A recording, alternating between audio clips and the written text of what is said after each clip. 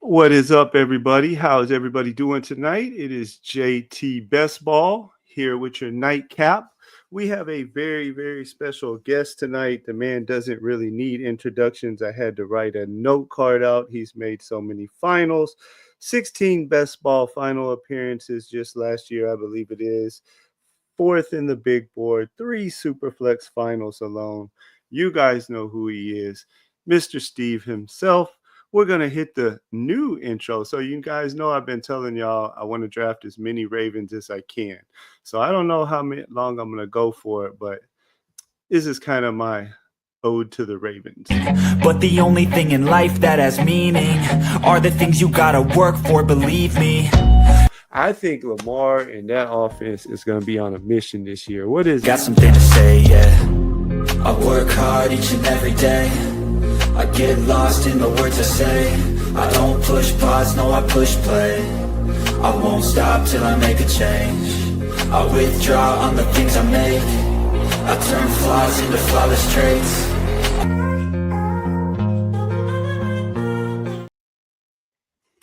What is up, Mr. Steve? How you doing tonight, sir? Doing good, doing good. Thanks for having me on.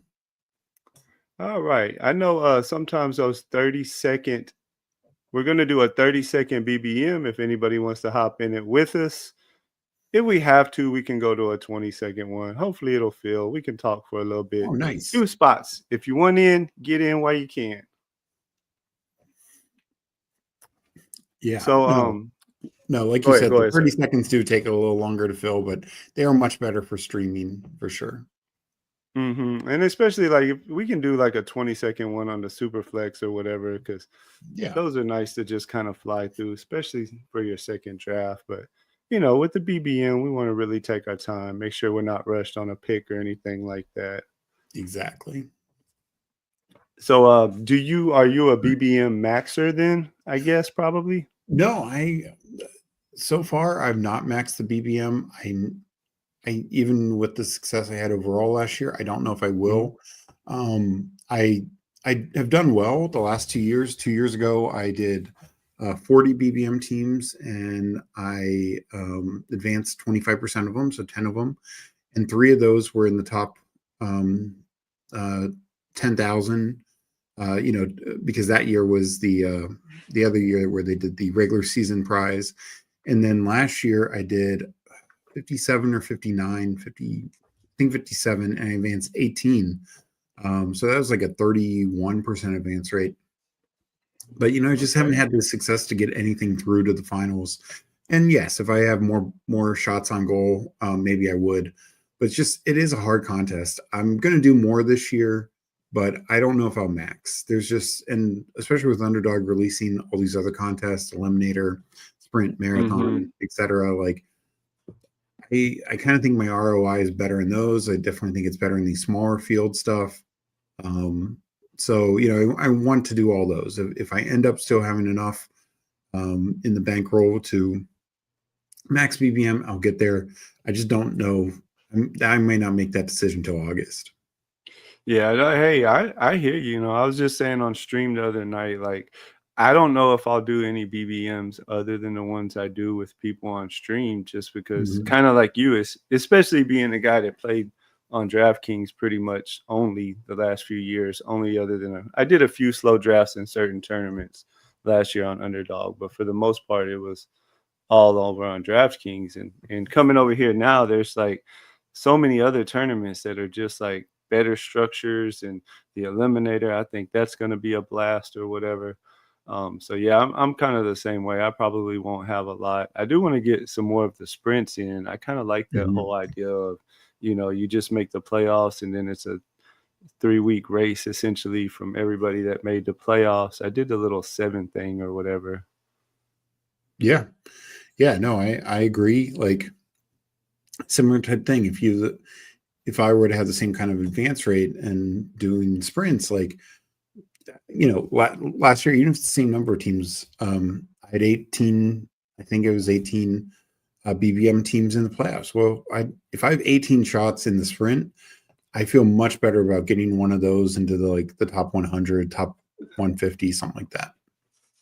Yeah, yeah, exactly. I totally with you on that. I was just curious, and it was funny. I was in a Discord, one of the Discords I'm in the other day, and I was kind of like telling people that it seems like to me, like sure, if you've had lots of success or whatever, you got a big bankroll and you can max a BBM and you can still get all of your other, tournaments in that you want to get in, then sure, more power to you. But like what I'm finding since coming over to the underdog world and especially in some of the discords and stuff, it's like I think some people get so caught up in like, I gotta max the BBM, I gotta max the BBM. Like Hmm. one particular dude was saying he's gonna max it, but then somebody was asking him like, about other tournaments, and he was like, well, no, I don't want to use all my bankroll, but I gotta max the BBM. So I might do, he was naming how many of each other one. I'm like, I don't know. That doesn't make sense to me. Like, why wouldn't you max those Yeah. and then just play a few bullets in the big boy? No, exactly. And perfect example. Look at these other, not even like the Schnauzer or Puppy, the other big prize ones, but something like the Hound Dog or the Pug, you know, Hmm. $12 for an entry, two of those equal one BBM, and it's a three max tournament. And it's or Hound Dog, five entries max $6 each, $30. That's a little over one BBM, um, and your advance rates are just a lot better. We're sitting in the 11 hole and we're coming up on the clock. I'm not big on that Amon, but if you are, we could go Let's him. I go, love. Nico. Sorry about that. Yeah, you Yep. don't have to talk me into Nico. Yeah. I'm good with Neek. I'm gonna. Um, I'm probably a little closer on the Amon-Ra Nico, but I think it's very close. And Nico to me probably has higher upside. So especially in something Mhm. like the BBM, I'd feel better about that. So then, are you Amon over BTJ, or do you like BTJ better, or Um, Henry? What are you I thinking here? I like both. I do think getting a Monra in the early second is value. I know he goes there sometimes now, but I do think there's some value there. And what I will Okay. say about Amon-Ra, the last 3 years, he's been insanely productive. Um, and even for a slot guy, a small guy, his touchdown rate is really strong. So you can't poke a lot of holes in Amon-Ra, but I do get like, making the case for guys like Nico, BTJ, stuff like that. Hmm.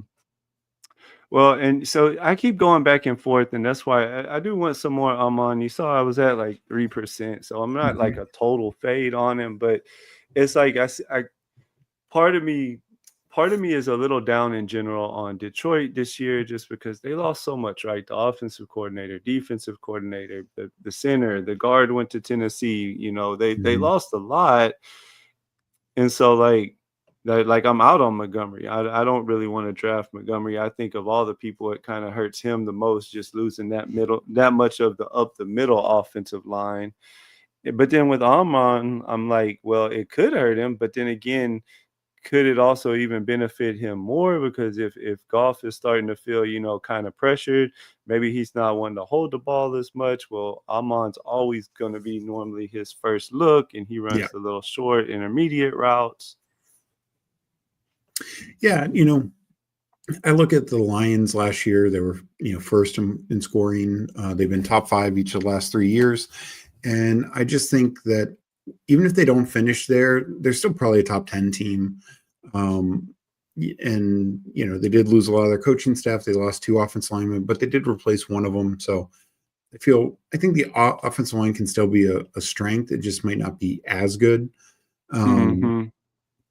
And, I do think we know the weapons that they're going to use. Like, I know they drafted Tesla. I know they have Tim Patrick. I know they have Khalif Raymond. But let's be honest, like, almost all the passing is going to go through Gibbs, Laporte, and the two receivers. Almost all the running is going to be between those two backs. You don't have a quarterback who's taking it. You don't have a third back Hmm. who's going to mix in. So I do like that. We know where the ball is going. It's a Hmm. very predictable offense. What's it going to be? And I get like maybe Monty takes more of a step back. But what I will say is through 14 weeks last year, before Monty got injured in week 15, Gibbs was RB4 and Monty was RB10 in half point PPR. So Mm-hmm. they've shown that they can both succeed. I'm definitely way more in Gibbs than Monty. I think Monty's fine. You know, and the other thing is, each of the last 2 years we've seen Monty miss more time. Well, what happens if Gibbs misses games? Like, Monty would then just be a smash click. It's funny. I did draft a lot of Demont last year, and I was saying that same thing to some of my Yeah. friends. I was like, all of y'all are talking about the workload that Gibbs would get if, he got hurt, but what if it is the other way around? And I don't know. Monty's the one I'm not really drafting. The other three, I'm not really that in on Laporta. Just Yeah, I I don't don't think like where he goes, but like with Gibbs is probably the one I'm the most in on as far as just being in still. With Amon and like even JMO, I kind of do like we did tonight. I tend to just take them whenever it's a little bit of a value. They're definitely not guys I'm trying to like reach for, just because I do have concerns with the offensive line and the coordinators, and it's just a lot, but hopefully they'll be all right. So Yeah, I'm gonna no, catch up real quick before I get too far behind on the chat. I saw who Hames was in here.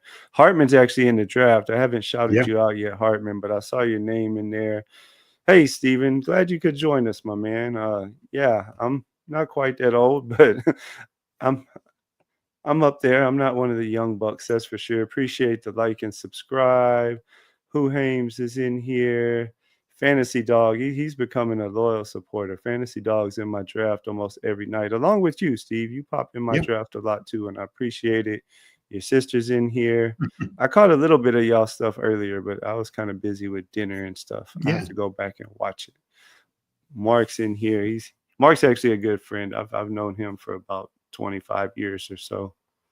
It's funny, I think we converted him. Mark normally is the type of guy that starts drafting like maybe like July, but he's been full on slappy this year, drafting away in May. No, I mean it is fun, and it just allows you to have teams. Like Meg and I looked at, we did 18 teams together on stream last year, and our early teams were good and our late teams were good. Our ones in the middle were actually some of our worst teams.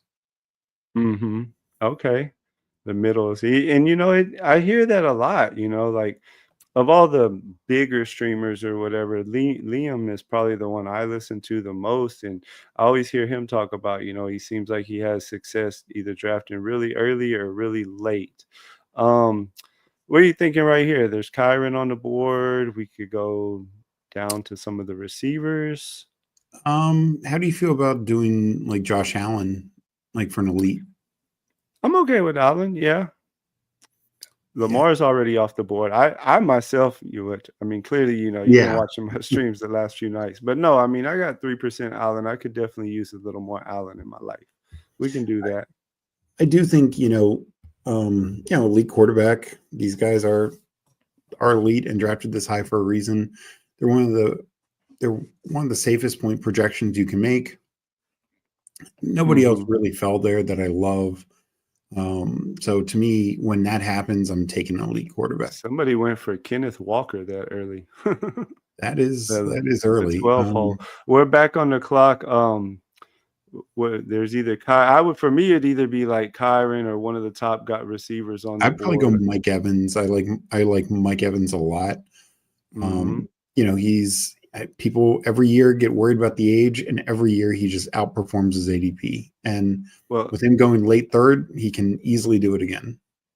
Yeah, and you see, I have 12%. I was talking last night, about how like I want to be just in general more in on Tampa Bay, but some of the other pieces scare me, and he is the one that, clearly I'm a little bit over the field on it. It's not like I'm high percentage, but he's definitely been the one that I've clicked the most from them. Followed probably by Godwin in the regular style formats.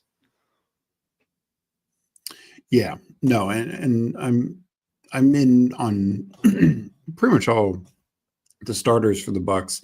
I've mentioned before, Mbuka, I feel goes a little too high considering he's a clear wide receiver 3, and it's not an ambiguous situation like, say, the Bears or the 49ers or even the Colts or something like that. Like, if they're healthy, Evans and Godwin are the 1-2. There's no question there. but I think Mbuka's a talent, and so I want some of them, but I just wish his ADP was 15, 20 picks later.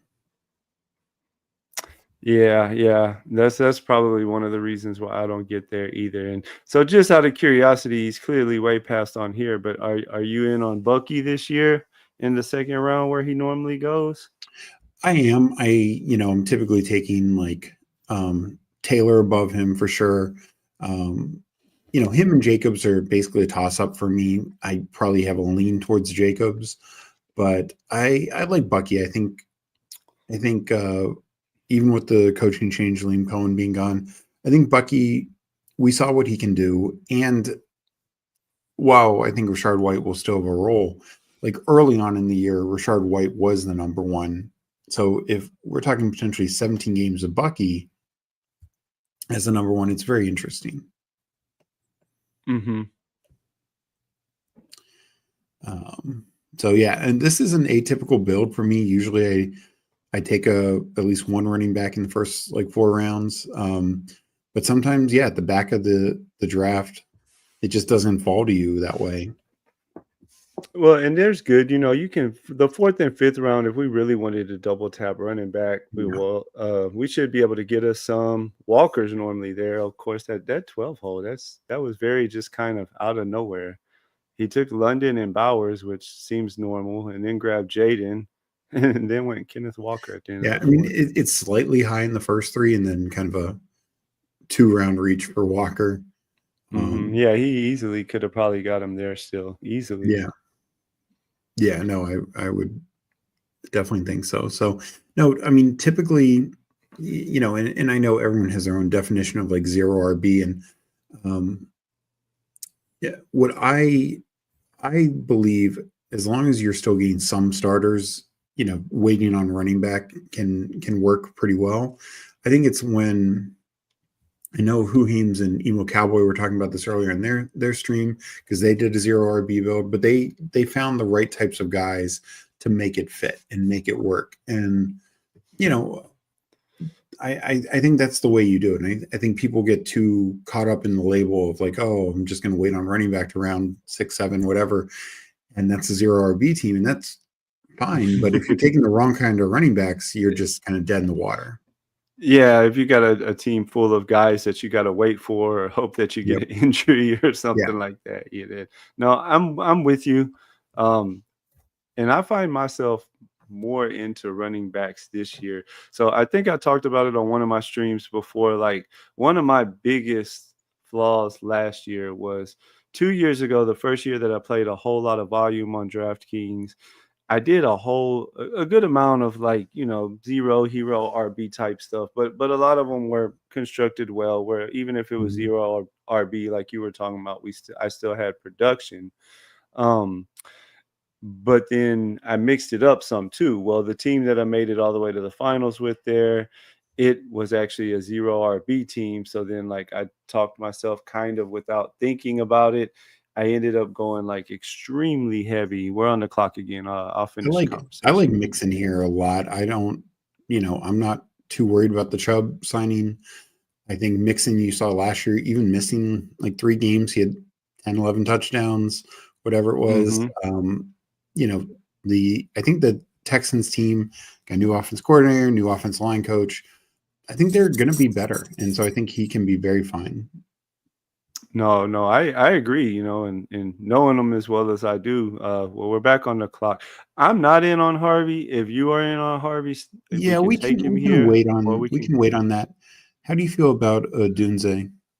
I like Rome. I like Jennings or Godwin since we already have Evans. I'd be okay with Let's any of those let's three. go Rome. Like if we didn't, and we could still take Baker. Don't get me wrong, but Yeah, yeah, if yeah. but with us having Allen, like if we were setting up like the Baker double stack, then I'd say Mm-hmm. take Godwin.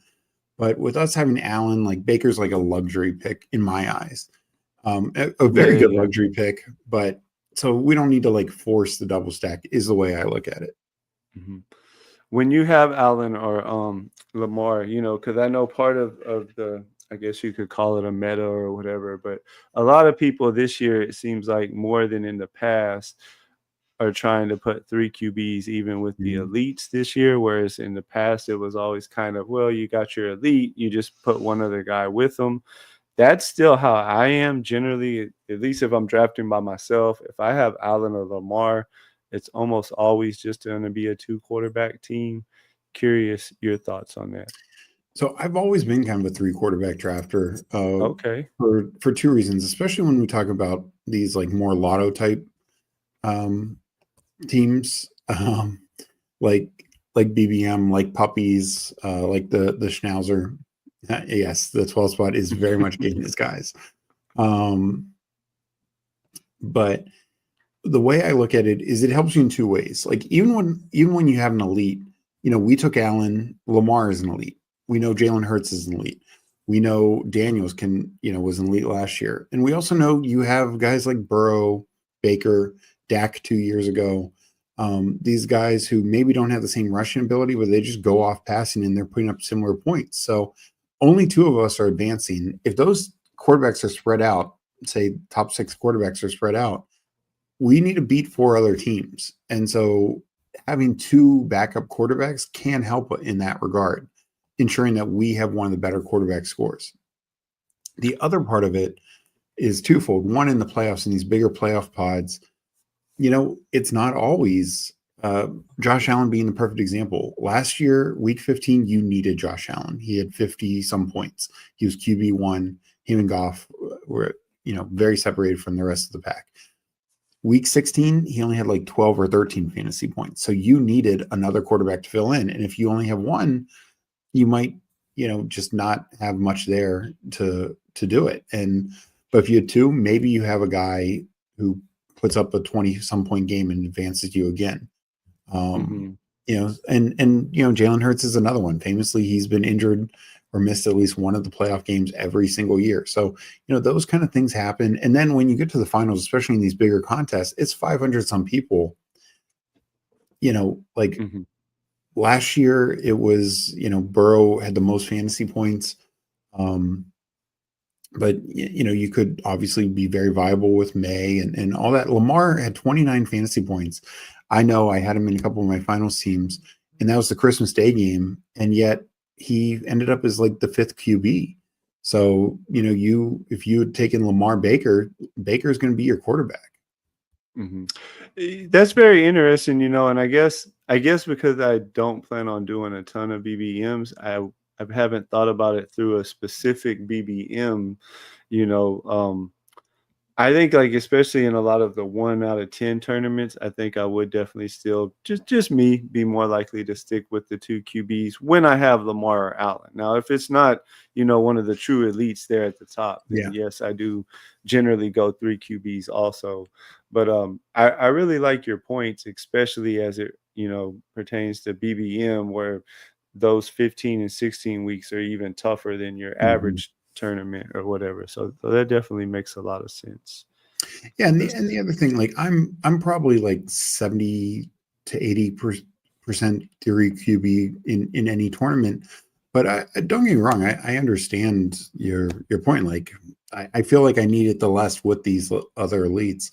And I like let's make our picks and then I'll Yeah, I was just gonna say, we I could like take like Pollard. Pollard or Jones. Either one of Yeah. them I'd be okay with. Let's Just take to, Pollard. they should have a pretty decent offensive line this year too. So Yeah, I think the Titans might actually have one of the best offensive lines in the league, potentially this year. So I'm very excited for them. Let's make this let's other see. pick. We have Nico, Almon, Evans, and Rome in the receiver room. Aaron Jones just went. If you're into Robinson, we could do him, or we could get back to receiver. Um, let's take a receiver. I would go Downs. I was just about to ask you if you want to do Downs. That would open up kind of Jones as one of those 3 Yeah, QBs if we are going to go with 3. I've been taking Jones more. Downs more. I don't have him in this style format, I guess, yet it looked like. But I know, like, in the eliminators, I've been taking him since since the whole AR news and stuff. Yeah, no, absolutely. And uh, what I was going to say is what I like to do is when I have Allen or Lamar type of build, I like to feel good about my team at 2 quarterbacks, and then kind of have that option in the last couple of rounds to tack on a third one or not if I need it. And sometimes it could just be somebody like a Jackson Dart, where it's like, okay, yeah, I don't need him early in the year, but he could help me out in the playoff weeks. Mm-hmm. Yeah, and that's a name I need to get more open to. I don't know, like, because I like Jackson Dart kind of as a prospect, but it's like I could just see the Giants being good enough that they just end up going with freaking old man Wilson longer than we want them to. No, I mean, I think Wilson, and this is the thing, especially when they have a late buy like that.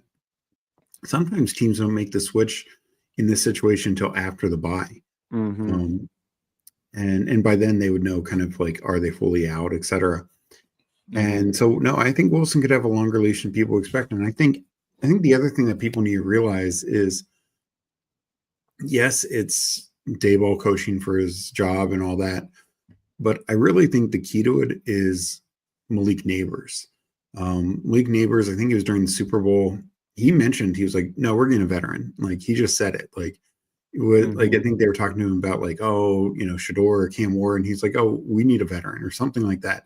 He made it very clear he didn't want to deal with, developing a rookie kind of. So I think Malik Neighbors is that team's offense, and I think that's why they went out and got 2 veterans right away, Wilson and Winston, because they want to make sure that Malik Neighbors is happy. Yeah, of course. and that's why honestly I just stay away from their quarterback altogether, to be honest, because it's like especially in a format like this where we're really wanting to win in the playoff weeks. It's like, yes, I'm not going to take Wilson because I think there is a decent chance that come the playoffs he's not starting, but I don't know how long that leash is going to be, so I also really don't want to take Dart. No, and yeah, in this format, I take Dart more than Wilson. Wilson, I take more in like some eliminator, super flex even, stuff like that. But no, I agree with you. I mean, I'm not overly taking Dart, but he's a guy that I think you can tack on, especially if you're just looking for like extra playoff week value. Mm-hmm. I don't know if I've taken him yet in the eliminator, but that is a good play to play Russ in the eliminator. Yeah, I haven't drafted one in a few days, so I don't remember the exact ADPs, but I know he's down there like he is in everything pretty much. Yep. Yeah, no, he's he's definitely very good value in the eliminator, because I do think at the very least probably 8 games, and could be more like 10 or 12. So no, I think he's strong in that format. All right, let's we're sitting with the 1, 2, 5, and 0. We're holding off on tight ends. We got Allen, we got Mixon and Pollard. Receiver room's looking good with Nico, Amon, Evans, Rome, and Downs. Gonna have some interesting options coming up here. We'll let it get through Hartman first, and then we can discuss a little more. Yeah. No, so far I think this team is, solid. Obviously, with an elite quarterback, 2 starting running backs, 5 good receivers. Yeah, no, I'm liking the team so far. Yeah. Let's see.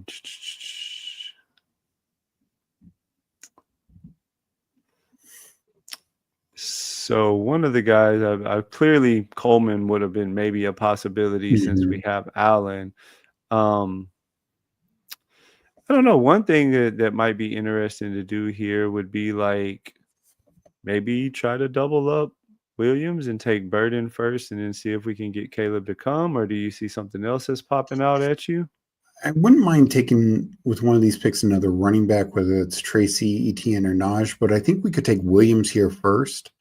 and then we'd be guaranteed one of those three backs. Okay, we'll go ahead and do that. I'm surprised. So you're in on Tracy, even though because we all know how you feel about Scat. You're still in on Yeah. Tracy though too. Yeah, I mean, I probably would put ETN above Tracy, but the way I look at it, That's how I would probably do it too. yeah, the way I look at it is I think Tracy is the Warren in this offense. And but at the end of the day, Naj dominated points every single year with the Warren. So that's why I want Scatterboo especially when they're going essentially at the same ADP. But yeah, I'd take ETN here. ETN here. That sounds good to me. He got some good coach speak there at the end. It sounds like they're not trading him. Yeah, no, sounds absolutely. like they're really not in love as in love with Tootin as a lot of people in the best ball community would want them to be. Yeah, and this is the thing. First, let me just finish up on Tracy. Like Tracy is a guy I will probably be 6 to 8% on. Like I have no problem being with the field at his current ADP. If he starts moving up, I won't chase it. Just because I think even if he kind of early in the season has a bigger role, I think Scatterboo just has more all-around talent. Scatterboo was drafted 60 spots higher than Tracy, like in a much tougher running back class. So, people who think it's essentially like a coin flip, like, no, in terms of investment and quality and talent is unquestionably Scatterboo. But yeah, Tootin is a guy, his skill set is amazing. Speed guy, amazingly, incredibly fast. Big playability, all those things you want. But he's fumbling issues. He also had one of the highest stuffed rates in college football. So he was like the ultimate either sink or swim. Either he's giving you that 60-yard touchdown, or he's getting stopped for a 3-yard loss. Yeah. That doesn't work in every offense. Yeah. I don't know. Like, to me, especially like in Scat's case, it was a Longhorns game. I'm a Longhorn fan, and I'll be honest, I don't watch a lot of college football. Like, me and my wife's kind of unwritten rule because my wife doesn't like football, and I watch football a lot on Sundays as it is, and Monday night and Thursday night, let's be honest. And so like Saturdays is kind of, the family day or whatever. And like, if the Horns are on, I'll watch them, or if we're not doing anything else, I'll watch them. But and so I really don't start looking at a lot of rookies and stuff, till kind of the off season. But that game, because I had not really heard that much about Scatterboo, to be honest with you, before that game, and I was like, man, this dude is like really, he's got so much heart. He is putting that whole damn team on his back. He's throwing passes. He's running routes like receivers. I mean, it wasn't little dump offs he was catching. He was running 30-yard out and backs. Like, yeah. No, absolutely. And that is something to be said, because that Texas team is really good. They have a lot of NFL talent, not just the guys who were drafted this year, but even going forward, like there's a lot of NFL talent. Arizona State can't say that. Like Scatterboo was the only Arizona State player invited to the combine. Their best receiver, Jordan Tyson, I know was you're injured. talking about. He was injured. He didn't play that game. So, like you said, Scatterboo literally took that team on his back. Oh yeah, he was throwing up on the sidelines, and still getting back out there every dang play. Yeah. No, I just think I like Tracy. He's okay, but like I said, he's like the Jalen Warren. I just don't know if he's ever going to be the full-time guy. It's getting kind of close to us. What are you thinking here? There's some running backs that interest me here. We could get in the tight end room. If you're into Loveland for his upside, I know he's got the hurt shoulder. Maybe even double tap tight end since they're both stacks, or go with one of them and a running back. What are you thinking? I think double tapping tight end is very interesting because you also have Tucker Kraft there, who I like. Let's go Kincaid first. just because I think Loveland's falling more with the injury. Yeah. And also, Loveland and Kraft had the same bye, so that way, you know, if we take Yeah. That way we're Loveland, not. yeah. Do you ever do like any Josh Palmer with Allen? I think it's a little early for him, but I do. No, I know now. I was Yeah. just curious in general. I didn't No, mean now. I do. You want to go Palmer's fine. Loveland since we have Williams? Yeah, let's go Loveland. I mean, I think he will continue to fall a little bit. I will say I prefer Kraft over Loveland, but with the stack, I'm fine going it this way. Okay. And I mean we're getting him, a little past ADP. So I don't Yeah. know if he'll fall, too much past kind of where we're getting him at right now. Yeah. Maybe he will. I don't know. I guess it depends on if he's still not doing anything whenever they get into training camp. But I was just kind of thinking it'd be nice to have the double stack since it is a BBM. We're kind of Yeah. searching for those ceiling type games and stuff. And even if he starts the year out slow, we have Kincaid that can kind of hold it down. Hopefully. No, Hopefully he's agree. good this year. Yeah. I hope. Kincaid is another guy. I'm going to be like at 8%. I'm not going to go overweight on him, but in Allen stacks, I have no problem going Kincaid. Boy, that 12 hole really is getting his guys, isn't it? Yeah, it's very unique. The whole draft. I mean, Ray Davis like at 100 essentially. Roshan at 133. Yeah, Tillman Good up Lord. about 20 spots. Yeah. Yeah. Hey, it's his money. That it is. Yeah. And I don't think it's like egregious to the point where it would get thrown out, No. It's nothing crazy like that. It's just getting his guys. Who knows? Maybe he's only playing he's no badge. So maybe, he's only playing a couple BBMs and he wants to get the players he likes. And you know what? We pay $20 and do it in home leagues sometimes. And I've played with some people who come back for home league. I run a $20 home league that's been going for like ever, just with friends and family type things. And some of those people have been in there 10 years and still don't know how to draft. But there you go. Yep. Yeah, no, I definitely know what you mean. But yeah, but it is because he is a wild card because, like a guy like Roshan would have been a great target for us later. But, Talk to me about the other guy. The part of y'all's draft with you and your sister that I caught was you took the Manung guy from Chicago. Yeah. Are you in on him, or was that just the way that draft was working out? So definitely I've been sprinkling him in Superflex and a little in 18th round of I don't know if I've done him in any BBMs, but in some other contests. I look at it. So, Chubb and Dobbins, those are the two most likely guys to have a significant role from the outside. Could they still trade for somebody or something? Sure.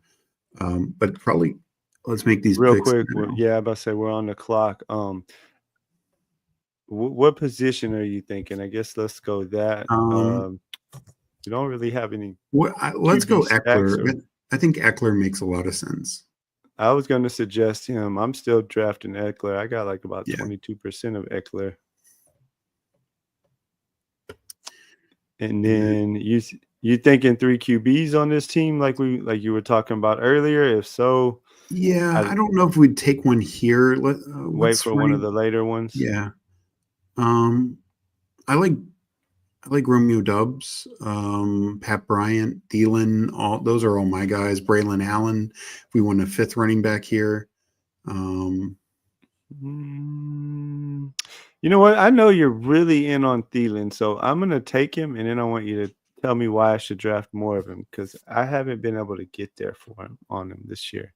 You think he's still going to be one of the men, one of the guys? So first, let me just finish up the Bears, the Common guy. Yeah. Sorry. No problem.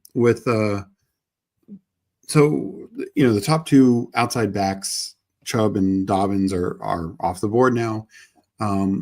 So likely two Bears backs are going to hit this year, are going to be fantasy viable. particularly at the ADPs we're getting them at. Swift, outside of the 12th spot, who took him really high. Swift goes at a reasonable rate. Roshan goes in an even better rate, again, outside of the 12th spot. And then Manangai is in the 18th round or 20th round in Superflex. So we're kind of betting that the Bears offense is going to be good this year. Why not take some shots at it? And even with a guy like Manangai. So I'm going to have all three. I probably will end up with the most Roshan just because he's kind of in that sweet spot. I feel like. And but I do want access to all three. As for Adam Thielen, my thing is these last 2 years, for as bad as Bryce Young's been, and 2 years ago, just the entire Panthers were terrible. Adam Thielen's been good. He was a top 25 and 31 receiver in points per game these last 2 years. Last year, he missed 7.5 games, and he finished as wide receiver like 50 or 52 in total points. We took him as wide receiver. I don't know what he's at right now, 68, 66. Somewhere in that range, probably. So even if he misses 7 games like he did last year and he did everything else the same, he would still provide value for us. So you can't really find that with these types of guys down here. And as much as I think T-Mac's the number one, I think Thielen and Bryce Young have a good connection. And I don't worry about Leggett and Coker too much. I'm taking a little Coker, not much Leggett.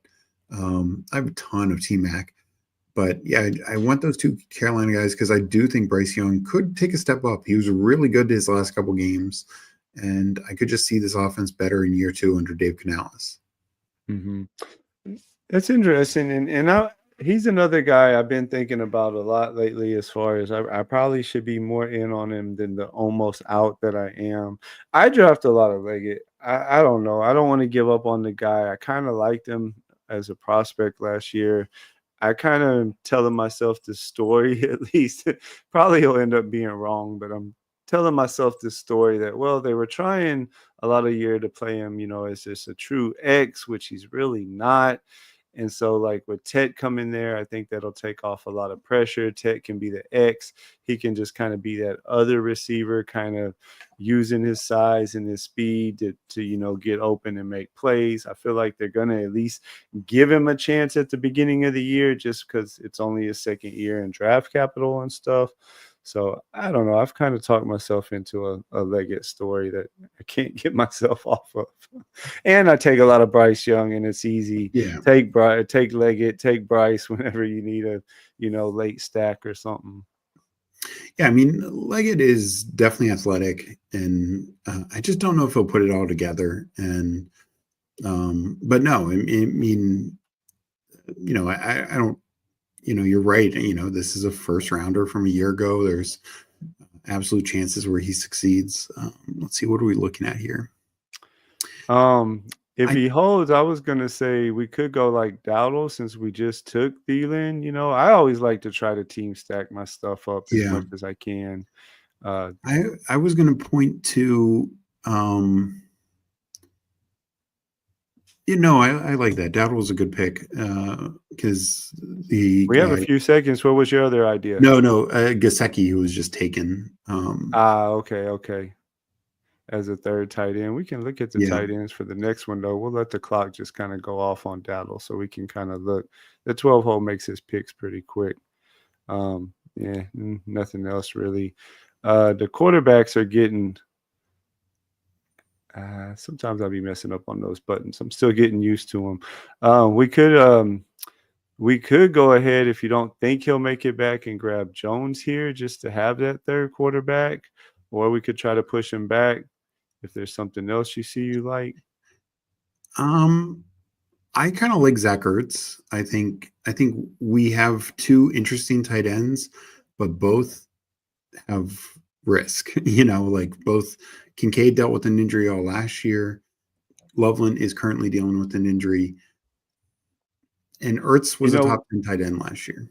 And that's a really smart pick, man. I like that pick, Steve. And it makes total sense too, right? Because we were just talking about how Loveland, like he might start off slow if he misses, let's say he misses a lot of training camp with whatever that shoulder, recovery is.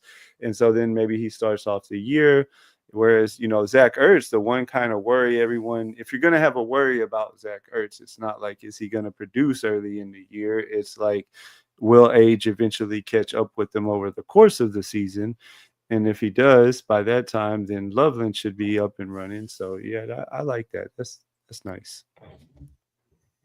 Yeah. And, like, while of any position I would, be thin on tight end, much more two tight end versus two quarterback. But I just feel like in that build, neither one of our first tight ends, though we spent decent capital on, they are very much like upside plays and great for BBM because if they hit, Loveland could be this year's Laporta or Kincaid could finally pay off in an elite offense. But if they don't, I don't want this team to get sunk just because we took shots on tight end, Yeah, no, and I agree. Like as soon as you said it, like it kind of just was like the light bulb. Like, yes, that makes total sense. He's almost like the perfect type of early season, and then age might not even catch up with him, right? Like he Yeah. was pretty much good most of the year last year, so Oh, it could yeah. just have another good year this year. Also, is in his cards. No, I totally think so. He left 2 games early, one due to a concussion, but he didn't miss any starts, I believe, and he was good in the playoffs also. So, I'm a big believer in Ertz. Even if he's not top 10, he's probably top 15 and way outperforming his ADP. Yeah, we catch up real quick on some of these chats here. Yes, it was a nice team so far. I'm not sure if I think he was talking to somebody in the chat. What's up, Crossface? Good to see you in here. You're not afraid of ETN either. Best ball on call. Best ball on call said he's going to start doing lunchtime streams. Not many people were on there today, but I was doing some stuff around the house, and I think it was about. Go ahead and say your time, Best ball on call, if you're still in here. But let's go show them some lunchtime love. It's earlier in the day when not many are on. It was around like 10, 11, something like that, I think, today. Each pull up on his own isn't Rogers just overhaul. Yeah. 12 hole is living his best life. That is for sure. Exactly. He's having a good one. He was on a winning BBM team with a good week. Maybe he's talking about, I don't know. I don't know who is all on the winning BBM team. Thielen, I believe, was on the winning team. Okay. Colin says, I could see Leggett having a nice year. Definitely was asked to do more than he should have last year, and nobody who's really threatening his role. Let's see. Let me flip back over. Now we're not that close yet. Crossface. Like in terms of like jumping on other shows, I did like 1 or 2 last year. I didn't do much last year. Well, 16 finals, 4th in the big board, 3 in Superflex. You're kind of in demand this year, my man. But well deserved. Well deserved. What's up, Nick? Well, thank you. And I'm interested to talk with you in the Superflex too, because last year was the first year I even did anything Superflex. And I'll be honest, I only did like 14 slow drafts because I was primarily over on DraftKings. I think I'm drafting some good Superflex teams, but then I see the way you draft, and I'm like, well, maybe I'm all wrong. Well, I think with Superflex, what's interesting is, I think there are some more optimal ways to build because it's so unique. And each pod's different. Like, there's not necessarily one as set way. Let's see, where are we at here? Oh, Daniel Jones came back. He came back. You want to go ahead and grab him? Yep. Yeah, we definitely can't really trust what that 12 guy. Exactly. He might like him some Daniel Jones, and that gives us 3, and all of them at least have like the skinny stack. We had Downs, we had Rome, we have Kincaid at least with Allen. Which Allen, you don't even necessarily have to have him stacked. Any running backs here you like? Or we could get another. I think I wouldn't mind a running back since we waited a little bit. Can you highlight? You want to go with your Monungai pick, Yeah, or let's do it. I think it's a nice upside play. It fits our build. I don't Um, like any of the other guys, so whoever you yeah, want I mean in there is are a couple okay. others like Taj Brooks and Mostert that I'll take some, but running back had gotten picked over, but so did receiver. But Yeah, honestly, I yeah. really like our receivers. You know, not Oh a yeah. Well, I lot of mean, we started Nico Amon, and then we also took Evans. We yeah. got Rome, which the Chicago running back just kind of fits into the whole team aspect there. I'm liking it. We ended up with a 3-6-6-3, Allen, Caleb, and Jones. Nice little mix on the bye weeks too. Mixon, Yep. Pollard, ETN, Eckler, Rico, Manungai. Wide receiver room, Collins, Amon, Evans, Rome, Downs, and Thielen. Tight end room, Kincaid, Loveland, and Ertz. I think we got a nice little team, sir. Yeah, no, and I think it came out well. And I think because we waited on running back, I think taking the six made more sense. And our Mm-hmm. receivers, especially because there's no buy overlap, so we're gonna always have five guys available for three or four spots. Mm-hmm. Yeah, yeah, no, definitely. So no, I did we necessarily need a third quarterback with Allen? No, but I do think there is some upside there. And same with tight end. Like, yes, we took two like mid round tight ends, and sometimes like if I was taking Kraft and Mark Andrews or something like that, or Kraft and Mm-hmm. Jake Ferguson, yeah, I'd probably stop at Mm-hmm. two. But I just Yeah. feel safer about those kind of guys than Loveland and Kincaid, who are great lotto tickets. Don't get me wrong, I'm taking both of them, but they are lotto tickets. Mm-hmm. No, and I really like that. Like as soon as you said it, it was just like I saw it too. I was like, that makes total sense. It's like almost the perfect scenario. I hate it when it jumps us out like that. Let me hop back in it real quick here, just because one, I want to throw your name on it. I'll go back and add some more to it later, but that way I don't forget. And then also we will need to go call our man Hartman out real quick because I Yeah. know he was in there with us. We can just look at it here. I saw he had a good team going early, and then I kind of lost track of what he was doing. 3-6-7-2. Trevor Lawrence, Penix, and Stafford. Brees Hall, Kamara, Pacheco, Tracy, Hunter, and Taj Brooks. Hmm. Wide receiver room, Nico, BTJ, Hunter, Olave, Mooney, Wilson, Keenan, Allen.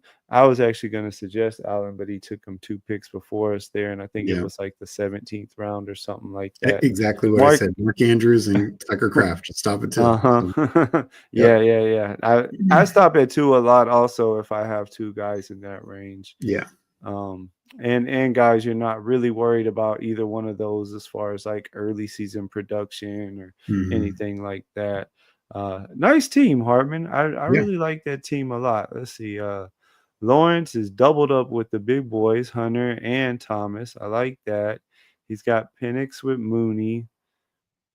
That's a nice team. Brees And, Hall and and Kamara then is his top Stafford with two. Puka. Yeah. Yeah, yeah, Stafford with Puka. I can't draft Pacheco this year. That injury just scares the hell out of me.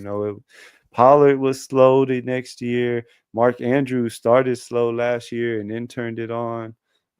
I don't know. Are you in on Pacheco this year, Steve? So in the pre-draft stuff, I took like zero Pacheco because I really thought the Chiefs would make a big investment at running back. They didn't. So I am taking him some, but I don't Mm-hmm. feel great. But I think Hartman did it in a good kind of build. Like, and this is the perfect example of Pacheco is not a guy I'm going to take if I'm worried about if I'm taking in like a zero RB build because I want to know I have some certainty at running back because Pacheco Mm-hmm. could be great or he could be terrible or like you said, kind of in between, like starts really slow. And in the latter cases of him being terrible or starts really slow, he's going to kill a zero RB team. But when you have a Mm-hmm. couple of backs, that you can rely on, or depth, I think he's fine for sure. Real quick, are you okay if it feels quick getting in the 30-second, or you Oh, need it to be a 20-second as no, far as time, or 30 seconds fine. all right. Well, you guys go ahead and hop in it with this 30-second super flex and let's fill it up waiting on 10. So if a bunch of them don't jump in, we can back out and Yeah. see what the 22nd looks like. That way we have some time to talk through it. So I want to ask you something. I was waiting until I got you on here to ask you about Superflex and like in your opinion, and if you think I'm totally off, then tell me, please be honest. But I just have a hard time, especially when I'm on that back end, passing up on the two. But you've seen me draft probably enough super flex teams that you see my style is kind of like when I'm on the back end, I grab those two position players, whoever the best two are, I like. But then I always make sure, like even if my third quarterback is gross Daniel Jones or something, I make sure with my next three picks, I grab those three quarterbacks in a row. And I mean, more times than not, I can end up with like whatever two position players. Let's say it's Gibbs and Puka or whatever, and then I have like like your Trevor Lawrence, C.J. Stroud, and Cam Ward or something like that as my three quarterbacks. And like to me, like it seems like a really nice start. Like I don't know, because I know a lot of people on that back end will at least take one of them at the 1-2 turn, but it's like I can't. I don't know. Maybe I should be more open to it. So what I'll excuse me. So what I'll say is I think what you're doing can absolutely work. I do it for sure. I've taken typically when I do it, I'm taking two running backs, but I've done two, a running back and a receiver. I don't think I'd ever do two receivers. I think that's a little thin because here's the thing. Like I said this on the Superflex show, my sister I just did. Even if you tell me Chase, Jefferson, I don't care who it is, Lamb, the number one receiver, I can guarantee you in half point PPR that the number one running back is going to outscore them. So, if I have the choice between, and even if it's Gibbs or CMC, those guys have upside for number one running back, just as much upside as say Jefferson and Lamb do for number one receiver.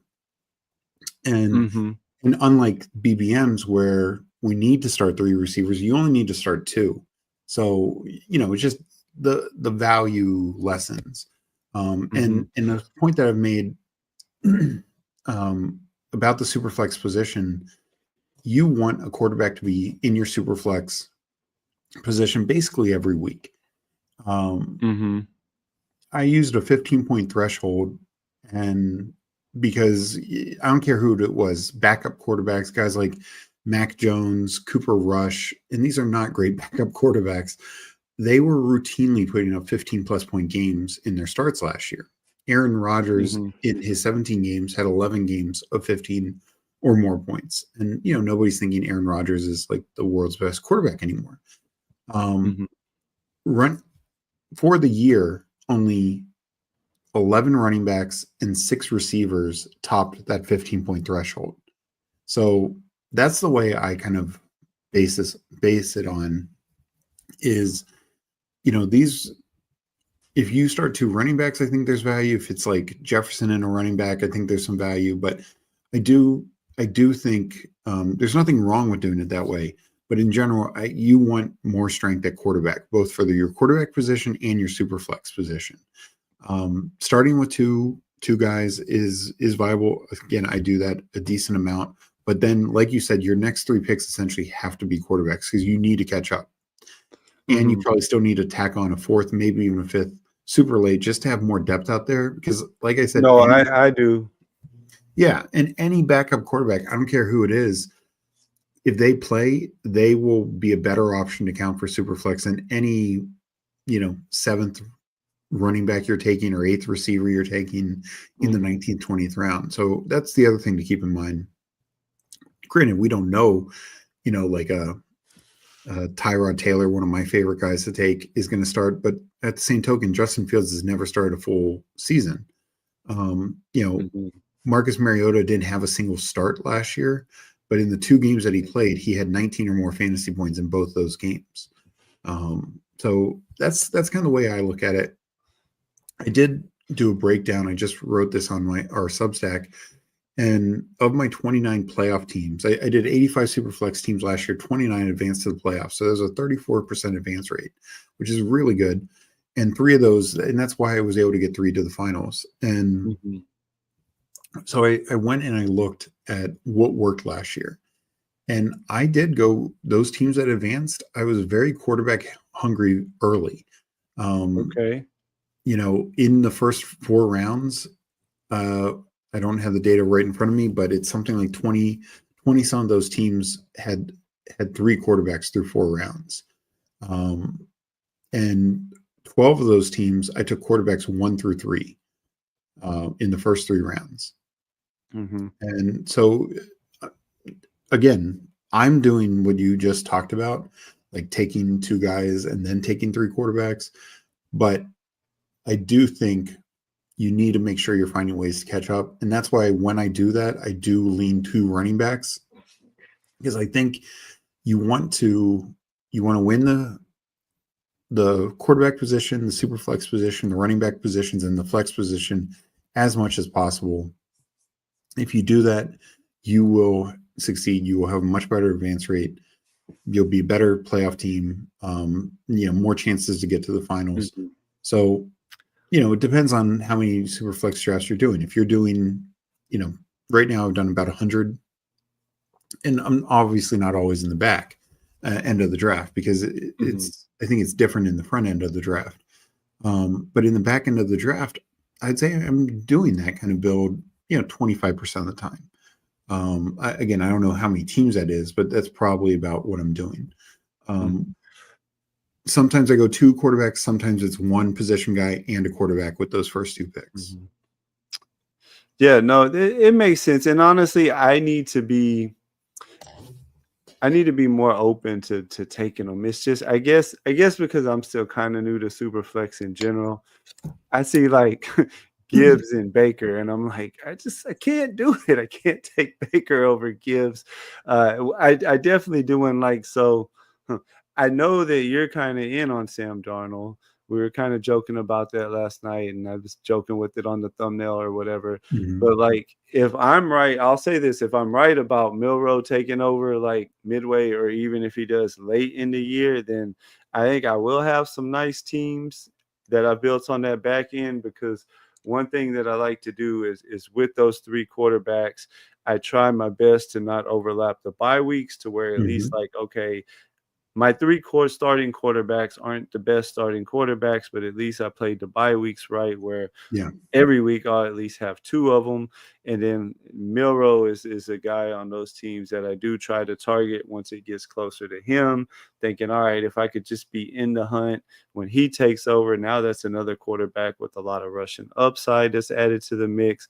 And then, yeah, generally, a lot of times I'll end up throwing on even a 5th one, like, Mariota, or I haven't really thought of been drafting much Taylor, but I like that. That is smart, because I guess I'm so in on Fields that I just, like, don't want Fields to get hurt. But No, I guess I should be more open to, on the teams I don't have Fields in a super flex. Fields, yeah, well, he hasn't started every game ever.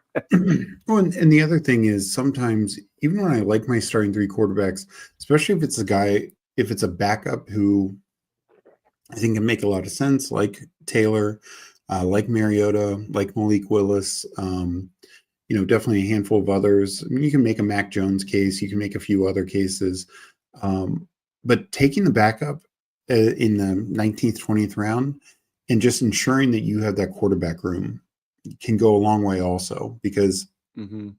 you know, yeah, Fields' ideal scenario, he's starting, you know, the whole season, but let's say he misses 3 games.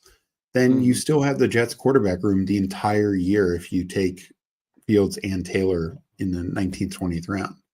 Mhm. So that's one way to approach it.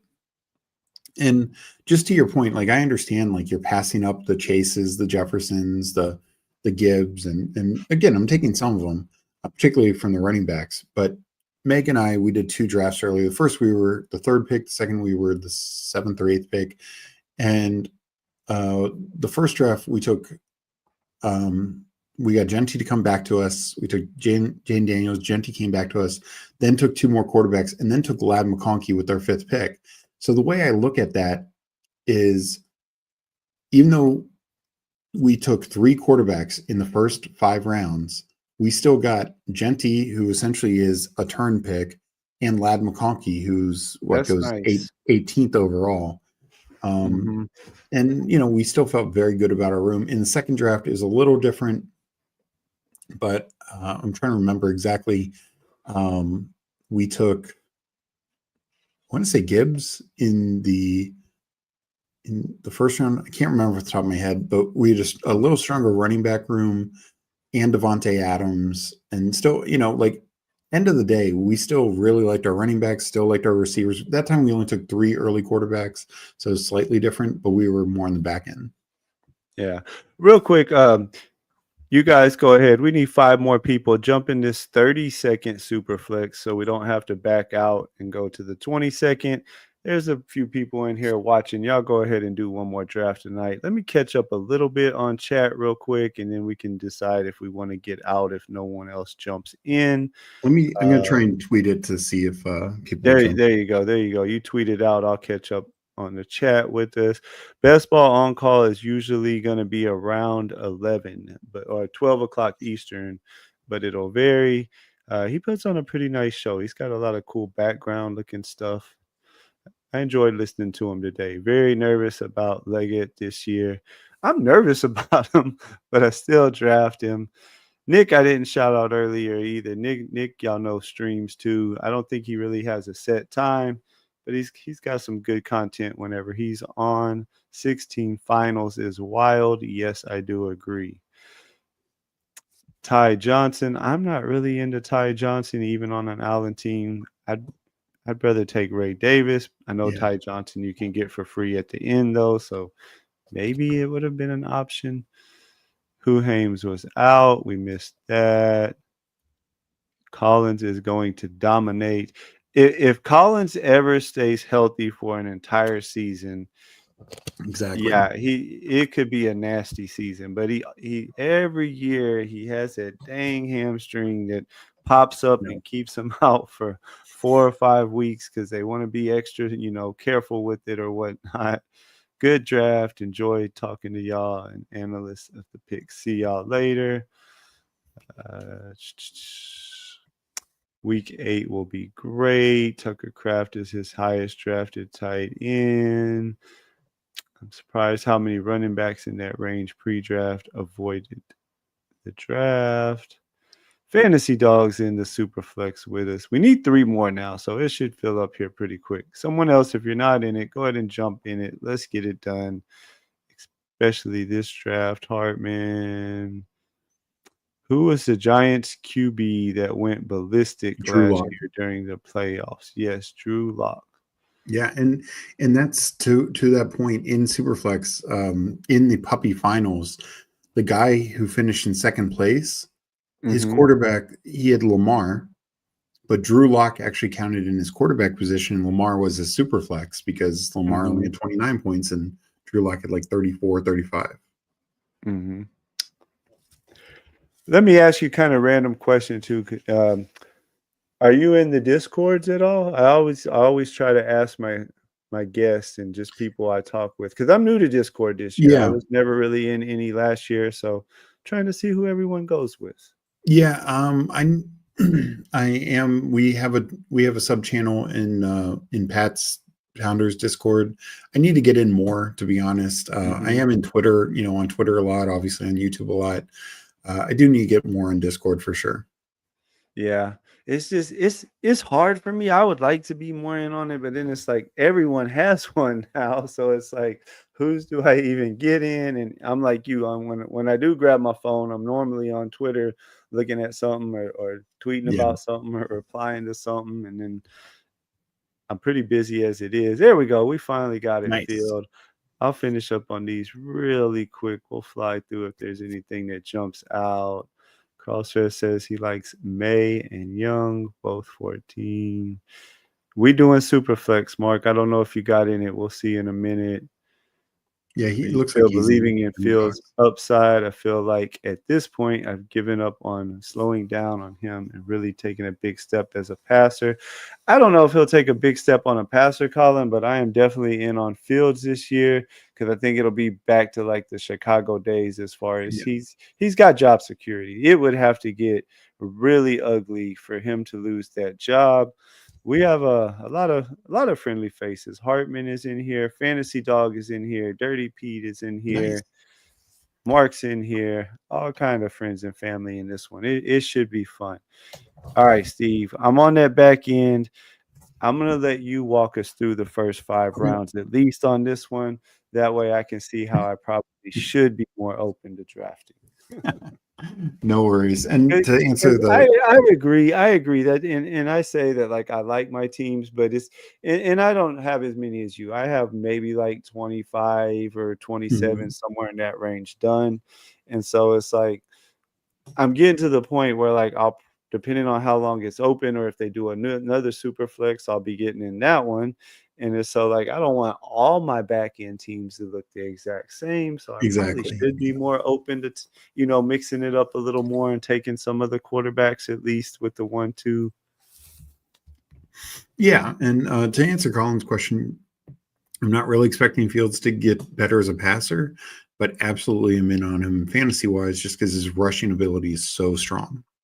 Mhm. Yeah, yeah, that's me, and, like, he's not gonna get benched, he doesn't have Yeah, to pressure, right? Some people don't like having that pressure, and he had some good years for him in Chicago when he wasn't really feeling pressured and could just, get out there and play and run around and make plays. And yeah, yeah, Fields is one of my higher drafted guys overall. me He's too. he's nice too because you don't even have to worry about stacking him for the most part, Exactly. right? Like, You can throw Taylor on if you want as a tight end or whatever, but yeah, no. And in fact, I'm a little down on Garrett Wilson. Not totally down, but I do think from a passing standpoint, his quarterback got worse. They're not going to throw the ball as much, probably not throw as many touchdowns. So I don't worry about stacking Fields at all. So let's see here. we'll get through these 2 picks because Yeah. we got 2 chatters right in front of us. Gibbs at the 10. See, that's how I start a lot. Hmm. I guess that he can't take 2 picks. So I would say here if it was me, and then you tell me what you want to do. If this was me, I would try to lean more into the Steve way. I think from now on, maybe I'd be more open to going like 1 quarterback, 1 running back. Yeah. Or would you go? That's probably what I recommend. We'll see what Fancy Dog does. He took He took Bijan. I mean, Bijan. So Bijan was is an he easy into click. C? Are you into Yeah. CMC? Yeah. I think CMC and I'll say Bo Nix is where I'd want to go. I'm glad you said that because I'm not super into Kyler. I would much rather have Bo. Yeah. Um, and the other reason, just from like you said, and one of the best things you talked about is ensuring your quarterbacks have 3 different buys. If you're only taking 3 in the top 5 rounds, or getting the starters. Um, One problem with Kyler is some of the late quarterbacks, Stafford, Geno, Darnold, who I know you're not in on, they all had that week 8 bye also. Where Yeah. week 12, Jaden has that. Tua has that, but I'm not super high on Tua. So it's just it doesn't worry me as much about like having the same buy. Mm-hmm. Yeah, yeah. Oh, real quick, I was going to mention tonight too. You guys know I've been kicking different ideas around for my 100 sub. We probably will get there. I'm assuming maybe at some point tomorrow because we're kind of like at 90-ish now. We got the big show tomorrow.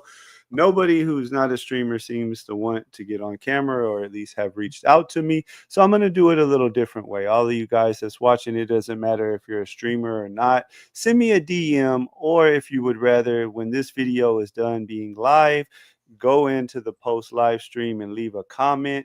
You guys challenge me. Leave me some kind of weird challenge draft. And I'm going to take all the best ones, put them in a hat, and I'll draw that challenge out one night. Maybe we'll even draw 2 of them out. And We'll do 2 challenge drafts. It could be whatever you want as long as you don't just totally, you gotta make it something I can maybe pull off. But Yeah. you guys let me know either in the comment section after this video ends, or you can shoot me a DM over on Twitter. Give me a challenge, and once we get 100, probably have to be once I get back, or maybe we'll do it for a vacation. I'm gonna be in Chicago next week, guys, so I'm not gonna be streaming quite as much as I normally am, not every night. That's one reason why we have the big show lined up for you guys tomorrow night. But I'm gonna get in a couple in Chicago. We're at a little Airbnb, and they got good internet and stuff. So a couple of the nights that we don't have a lot going on, I'm still gonna hop in. Nice. But we can get back to it now, and smash the like if y'all haven't. Look like most of y'all have. I appreciate it.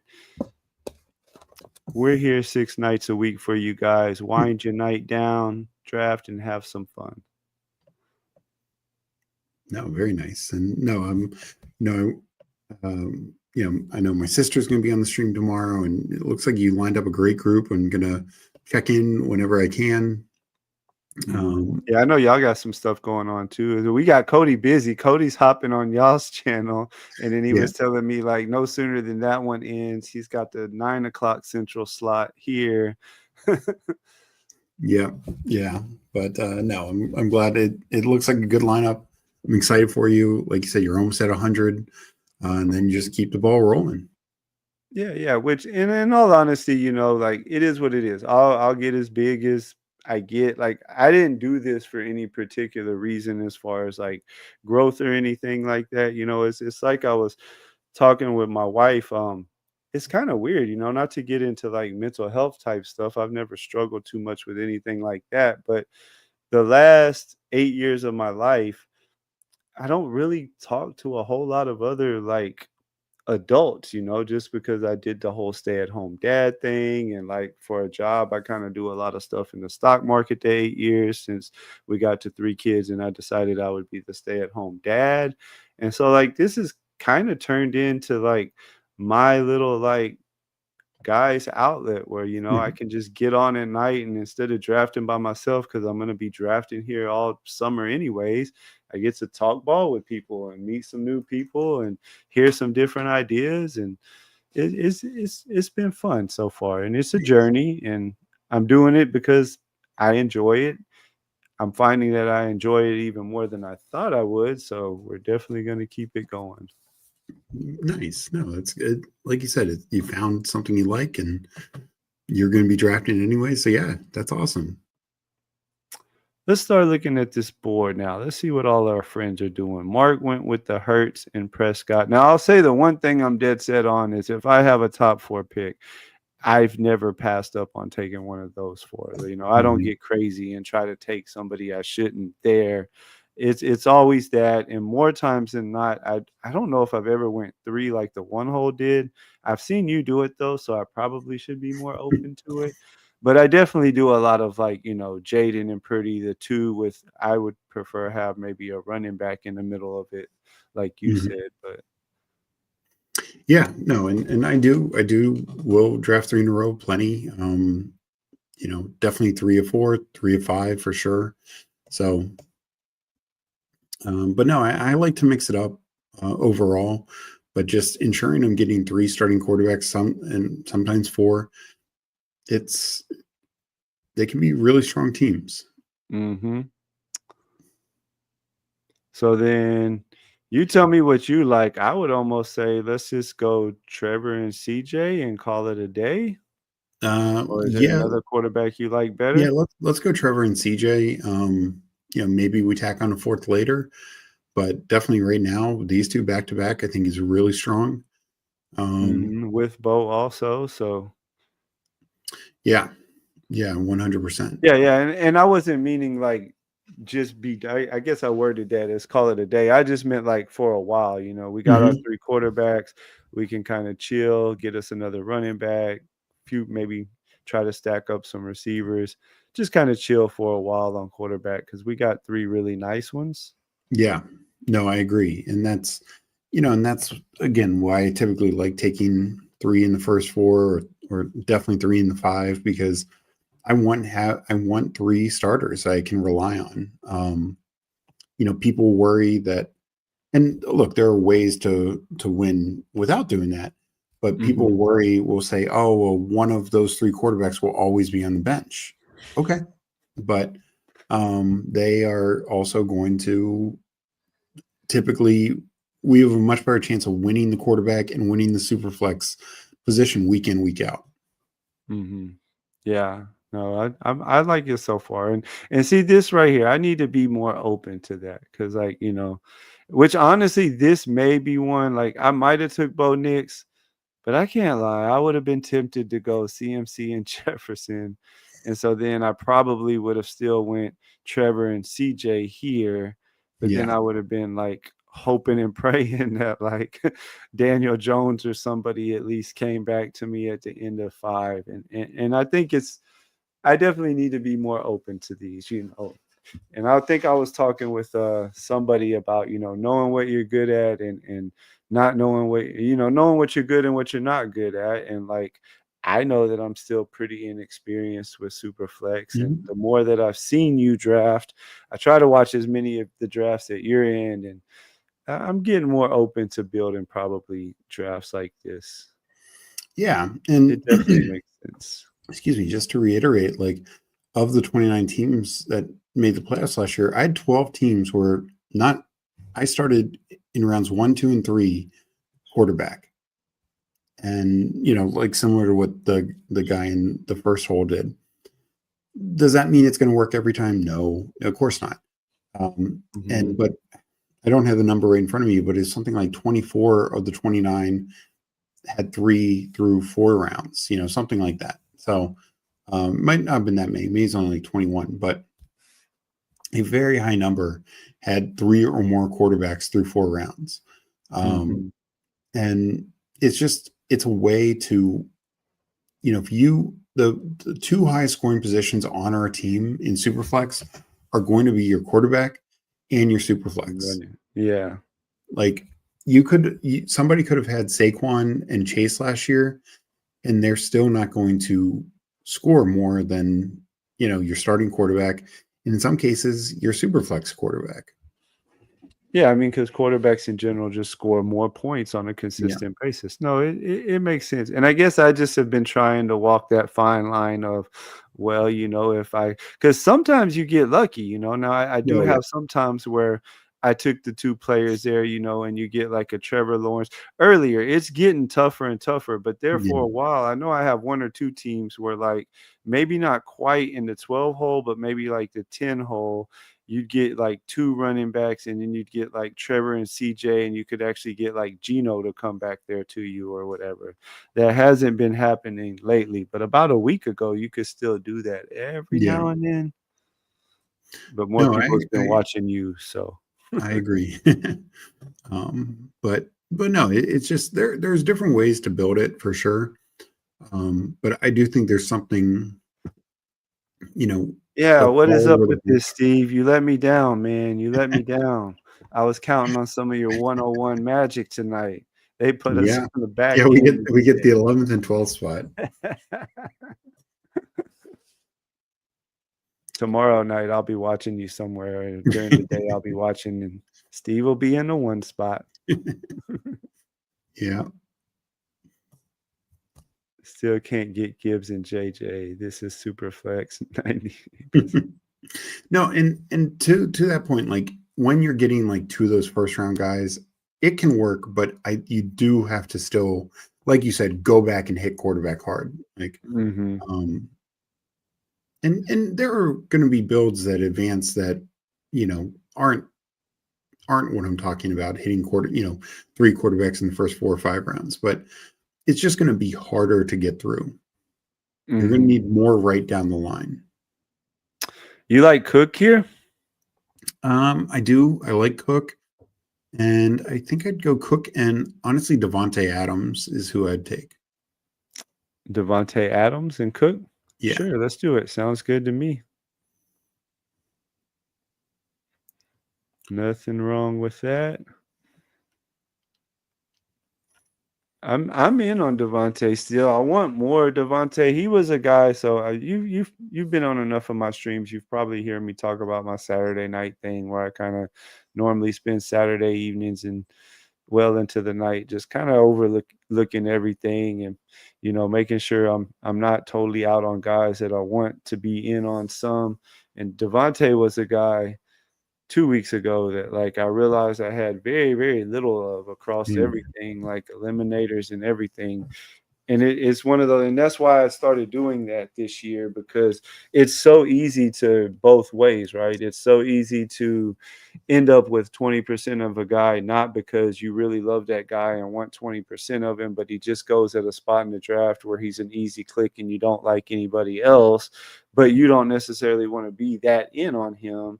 And then vice versa, it's mhm. easy to like, well, there's other guys right around him that I like. Next thing you know, you only have 2% of Devontae Adams, but he's a guy you definitely want to be really in on. And so Yeah. like and I'm finding that very helpful. I did not do that the last 2 years. I've only played best ball a lot of volume or good volume the last 2 years. 2 years ago was the first year that I played any substantial amount of volume. So, and I guess I'm not new to it, but like I'm definitely trying to up my game this year. There's a lot more like I always did the research go as far as the players and what I think of the players and thinking about the players. But what I realized this past offseason was I wasn't really doing any of the research on my own drafting that I probably should as the summer goes along, and that's definitely something that I'm kind of always doing this year is reevaluating things. Yeah, no, I think that's a good way to do it. I mean, a couple years ago, I was way more in on zero RB or at least waiting on RB. And, I had okay success, but it didn't feel right. And it's just one of the things that helped was Sam Sherman, went really in depth on the value of running back. And I was like, this just makes sense. And he got a lot of Mhm. pushback in the community, still gets pushback. There's a lot of zero RB people out there. And it was just like, I'm going to go with where the points are. And, Mhm. last year really, that next year actually was the zero RB of all years because you had guys like, Kyron and Mostert and guys like that hitting really late, Mhm. a chain, etc. Um, but end of the day, McCaffrey was still RB1. And,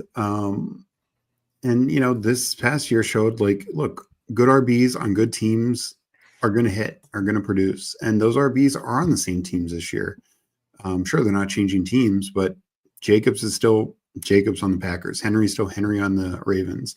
Does Mhm. that mean it's always going to work? No, of course not. But the running backs are where the points are. And that's just something I want to follow more. Like I said, I will, in our BBM that we just did, like we waited on running back, and I think it was still a good team, a very good team. But I think you had to do those kind of teams just a little bit differently, and I think we did it. And so, I think it definitely is a chance to advance and hopefully get dangerous in the playoffs. But um, overall, I definitely prioritize running back more because, again, I'm going to follow the points. No, I agree. And so like my strategy going into every draft, and you might have heard me say this before, is like I don't ever go into any draft like with a set, I want to do this or Mhm. zero RB or whatever. Like literally the first 5 rounds, I just take the guys that for the most part I think are the best value, the best pick whenever I'm on the clock. And so I think by doing that one, I kind of naturally end up all over the place. I have several Yeah. teams where I start 2 running backs. I have teams where I start 3 wide receivers because those were the best three. Now, to some extent, if I have 3 wide receivers, then I may take a running back in the fourth round, even though there might be a receiver there that I slightly value a little more, just because I don't want to necessarily start 4 receivers and I'd rather get one. So I will switch it up a little bit like that. Mhm. Let's see here. We're back on the clock. Um, Sutton. Sutton, yes, that's kind of obvious. And then I'm really in on Judkins this year. I don't know how you feel about him. Do you want to go with another running Yeah, back let's there? let's do that. Let's do Sutton and Judkins. I like that. I like I don't Judkins I a don't think lot. Sutton clicked, but we can obviously Yeah, still yeah, get him. I'll grab him right here. I saw I had plenty of time just Yeah, to, yeah. and it was a That's a double nice thing being fit. on the turn. Uh-huh. Fantasy dogs not giving up on Richardson, I see. Yeah, and I mean this is the format where you Yeah, yeah, to should take a draft shot him. on him for Yeah. sure, for sure. And just I wanted to highlight like we're through what 8 rounds 7 now. or 8, our 8th. We've taken 3 quarterbacks and we still have McCaffrey, Cook, James Cook, and Judkins. Judkins, and then receivers of Adams and Sutton. Those are Adams goes in the 3rd round, Sutton goes in the 5th round, 4th, 5th round. Like despite all the capital we used at running back, we're still getting McCaffrey, who's now a turn pick. Like if this was a BBM and we get McCaffrey, if this was our BBM team, we'd be cooking. Like you know what I mean? Mhm. Like Yeah, yeah, and you know what? I think you just convinced me, Steve. You know what? And I see my flaw. I'm an honest person. Nobody's perfect, right? And I think my flaw in this so far this year has been that, like, while yes, it is hard for me to just going off of the players want to take, say, a Bo Nix, or even who was the next one? Well, Fields normally Kyler Murray. right here, Bo Nix or Patrick Mahomes or whoever. While it's hard for me to take them over like a Gibbs, I'm not looking at it the right way. You're right. What I need to look at is like, well, it's a way better team having Bo Nix and Cook versus like if I would have taken Derrick Henry and, let's say we couldn't have got Penix, but we would have had to go with, well, Sam Darnold. That would have Mhm. been, you know how I feel about that one, Yeah. or Aaron Rodgers. So yeah, yeah, yeah. I'm seeing the light, I think, of your Yeah, super flex and again, strategy. don't get me wrong. Like if you're playing at volume, do some of what you're talking about, like hitting those 2 position guys early, and then doing it. But you just need more to go right. And then the other thing is, while we'll tack on a 4th or a 5th, like you talk about, like you take Jalen Milrow a lot, and that can be fine. I've taken him a couple times, but Milrow has just complete. He could be a 0, just a stone No, 0 I, all year. I'm open to that. It's definitely in the cards. It could And happen. I don't. I guess I just hate Darnold so much, no, and I I think get he's it. gonna And blow up. it's not necessarily just that take on it. It's any of these like quarterbacks in the mid rounds. Like once we get past the starting guys, and I'd even consider Wilson and Dart as starting guys because we know they're Mhm, probably going to be starting. But like mhm, whether it's a Milrow, whether it's Shador Sanders, whether it's some of these other guys who are taken in whether it's the 12th round, the 15th round, whatever, like we are passing up like clear starters, like whether it's tight ends like Gesicki in the 15th round, or in the 12th, 13th round, we're talking, what, like that's where like a Luther Burden goes, mhm, or a Trey Harris sometimes is in that range. So it's mhm. like you're debating. I'm not saying you in general. I'm just saying people are debating taking Yeah, a yeah, guy who yeah. could be a 0 versus a guy who, a young player who could be a good starter all year. Mhm. Yeah, yeah. Uh, Crossface, I do not have a hot tub, sir. So hot tub stream is not a possibility.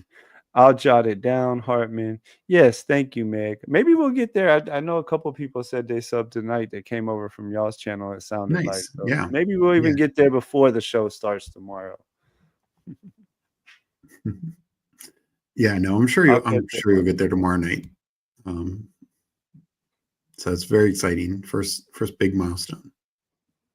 Yes, yes, yes. It will be.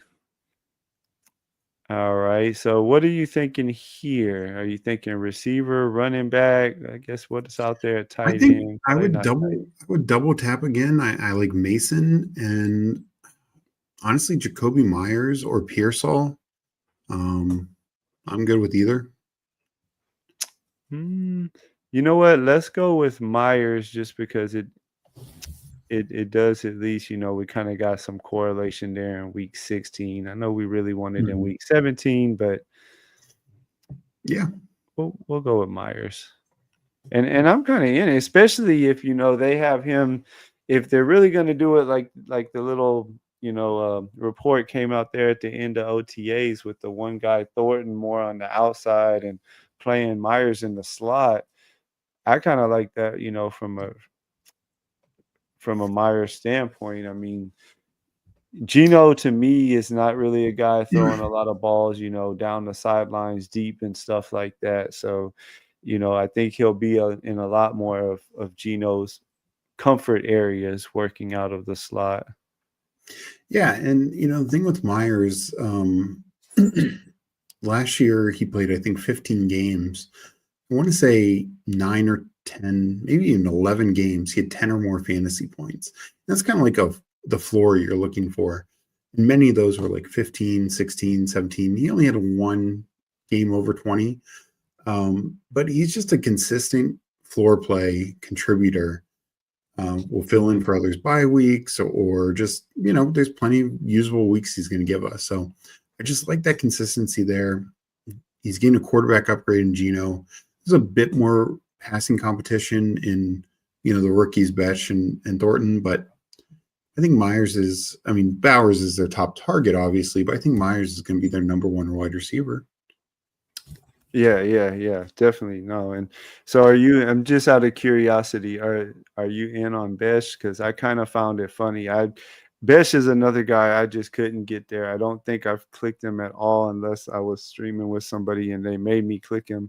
But and so then when that little report came out, of course, it's just the last day of OTAs. They could have just Yeah. very well been experimenting with something and we're making a big deal about it. But I just thought it was kind of funny because there are definitely some big time best truthers out there, but I just don't see it. I mean, Bowers is going to be the top target earner. And then, like you Mhm. just said, as far as receivers, Jacoby is clearly the one as far as receivers.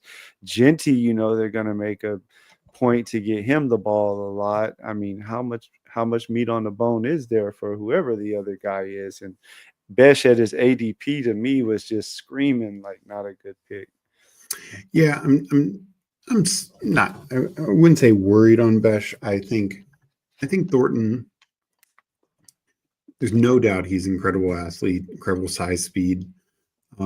He's a very raw player. So we'll have to see. And even some of the reports that were out there were, you know, it maybe didn't get on the tweet, but if you look at what the beat writer said, or like Mason or Max Crosby said, it's like, this guy's impressive, but he's got a long way to go. That was Max Crosby's, like, not direct quote, but pretty much exactly what Max Crosby said. And Mhm. beat reporters were kind of saying the same thing. Like, dude can fly, dude, he reminds you of Randy Moss, but he's not Randy, like, keep that in mind. So Besh is No, and just to me, while Besh doesn't fit that role perfectly, I do wonder how they'll fit them all in. He is much more experienced. He played in college 5 years, and he's a good route runner. He's not the fastest guy, but he's a good route runner. He's got great hands, and that can be a big advantage. And in some ways, Besh is a lot like a poor man's Mbuka, who Chip Kelly just had at Ohio State. Mm, that's a good point.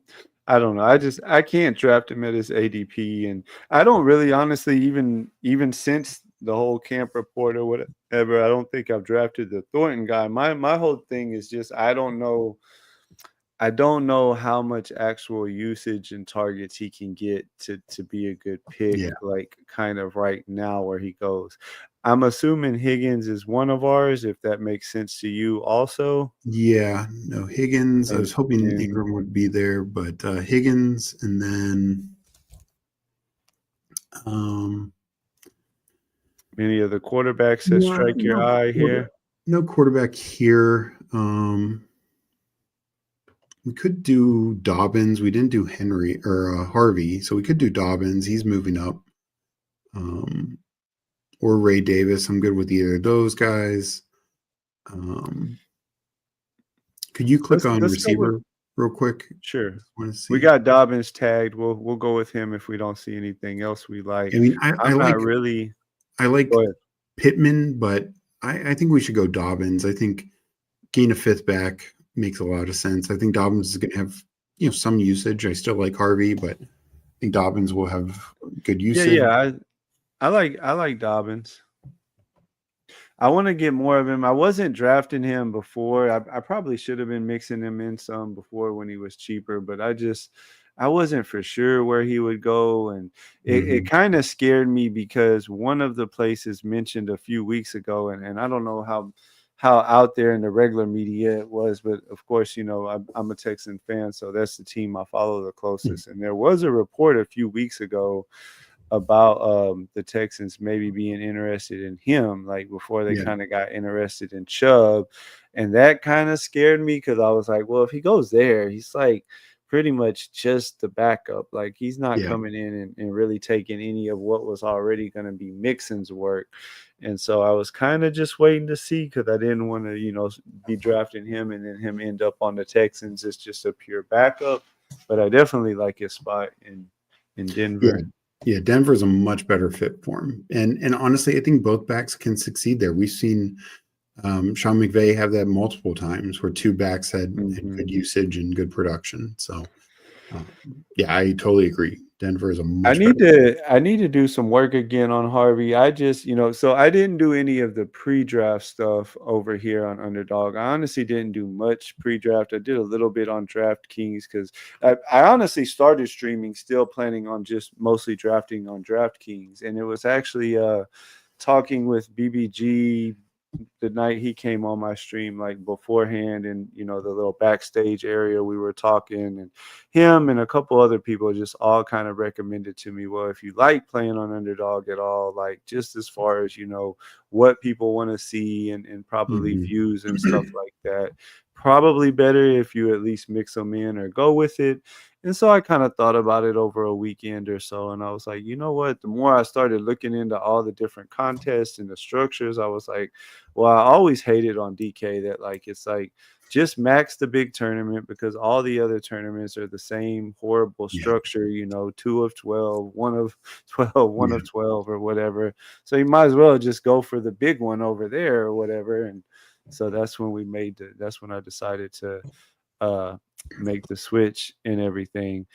But um I forgot my whole point to that. yeah. Sorry. No, no, no. You're just talking about how you pre-draft. You did some DraftKings, but not Oh, yeah, Underdog. yeah, no, Harvey, that's right. Sorry, I don't know what I had a brain fart where I was even going with it. But by the time I came over to Underdog, Harvey's price had already like kind of steamed up there for a while, that was Mhm. before any of the Dobbins rumors.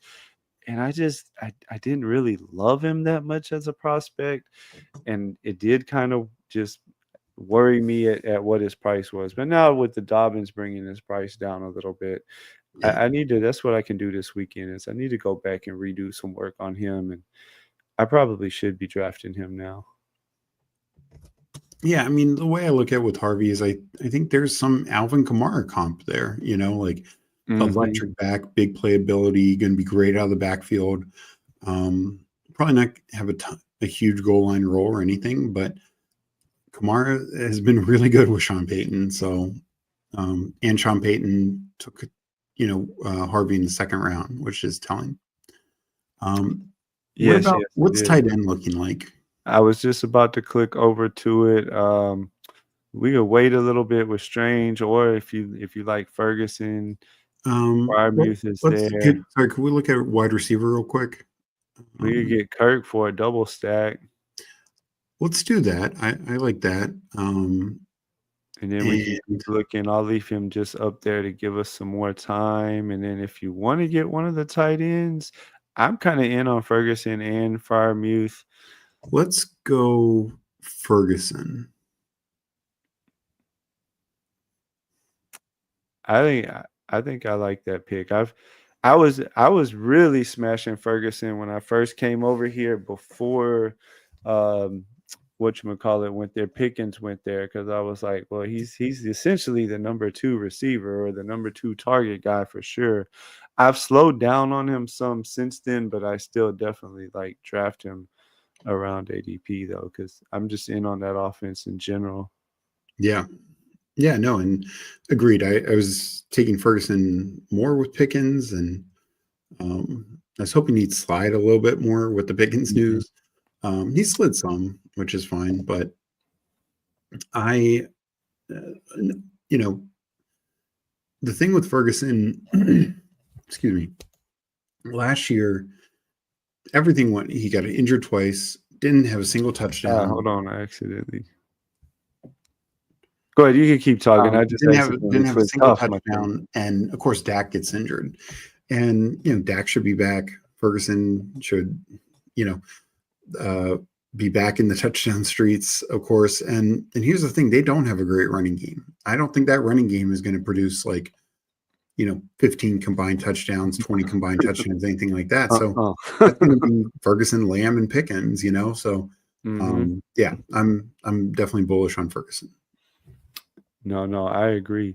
Let me see. I'm gonna catch up on a couple of the chats I missed here, and then we'll call out the team before we make our next one. Collins a while back said, "I like Adams this year too. He'll be really good as a route runner type Mhm. on the backside digs and stuff. Stafford likes kind of like the old OBJ. I just checked my Adams percentage, realized how low I am. Thanks for the slap in the face. I need to get that up." Myers is steady. Yeah, Dak probably going over 600 attempts if healthy. exactly. Yeah. I mean, they're gonna have to throw the ball. It's not like they have a elite defense where even with a bad running game, they're just gonna be up and running the ball out late in the game. They play in a tough division. They're gonna have to score points and be in shootouts against Washington and Philly. Like, yeah, no, I'm definitely in. As a matter of fact, I want more Dak. I'm gonna switch over real quick. I wonder how much Dak I have.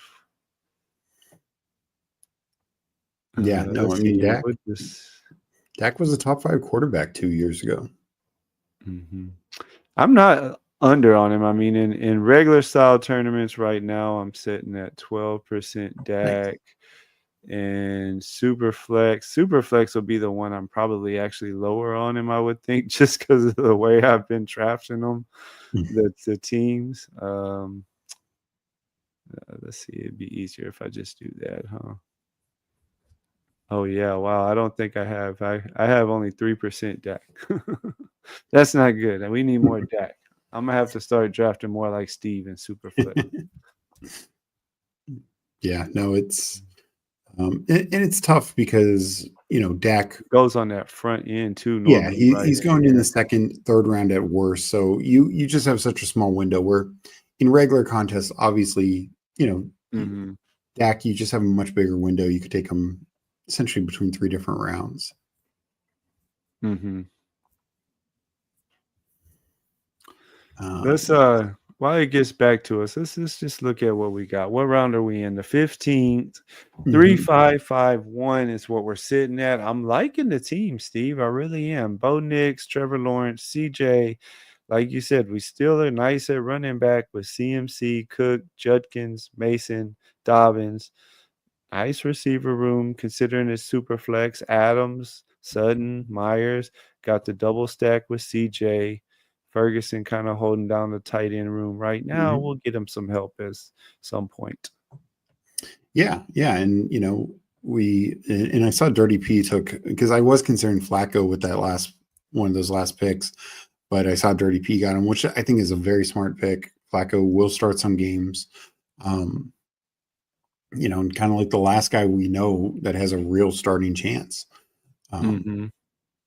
so let's see, coming up, what's tight end looking like? That's what I was just about to go back to it.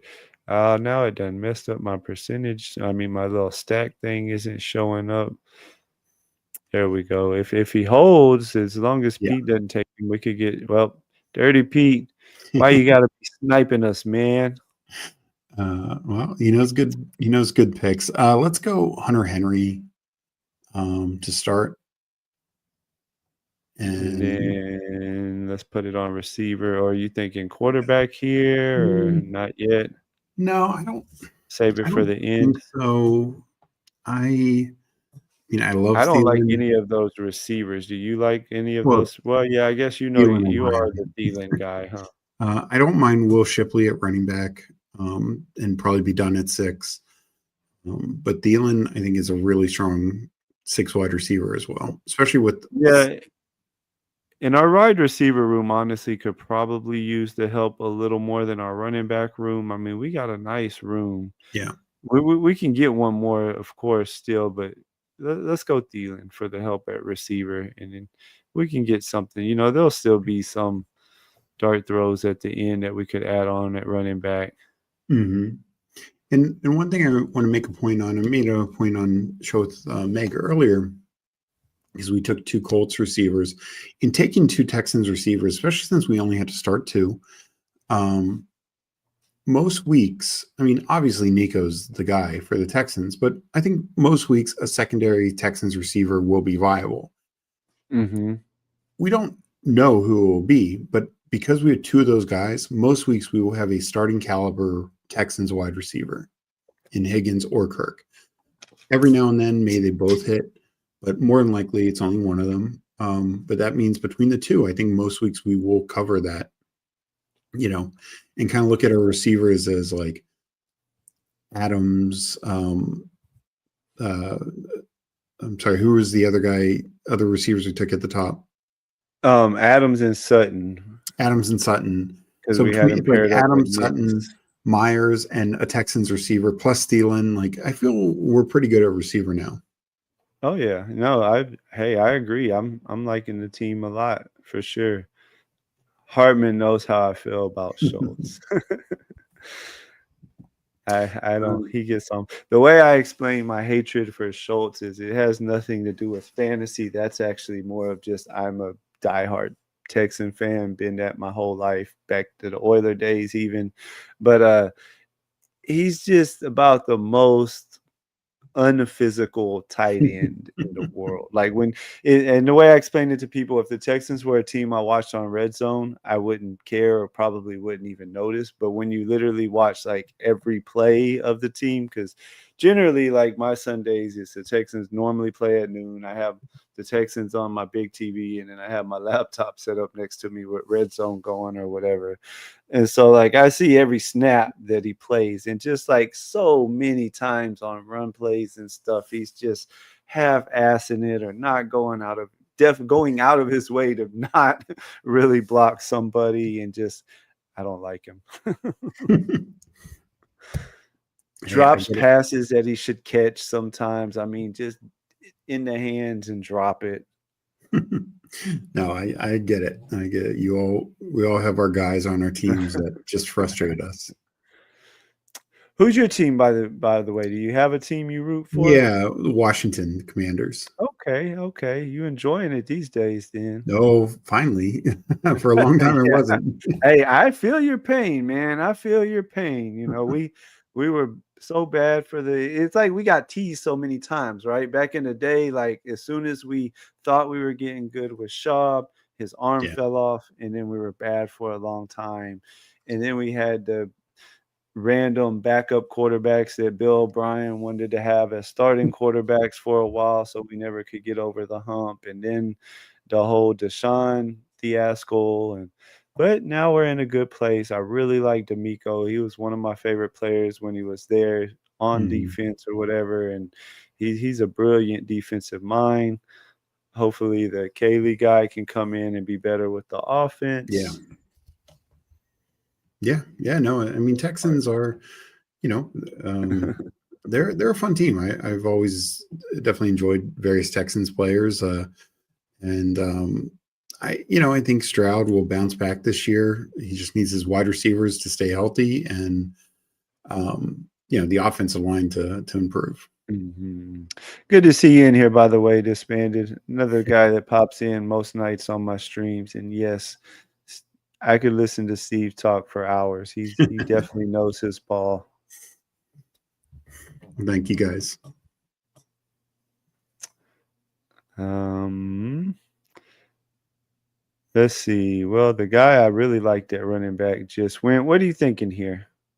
I don't mind Miles Sanders. I think there's real our first five running backs are really good, and this is just an upside play. If he Mhm. outproduces Javonte Williams, we could end up with a low key starter.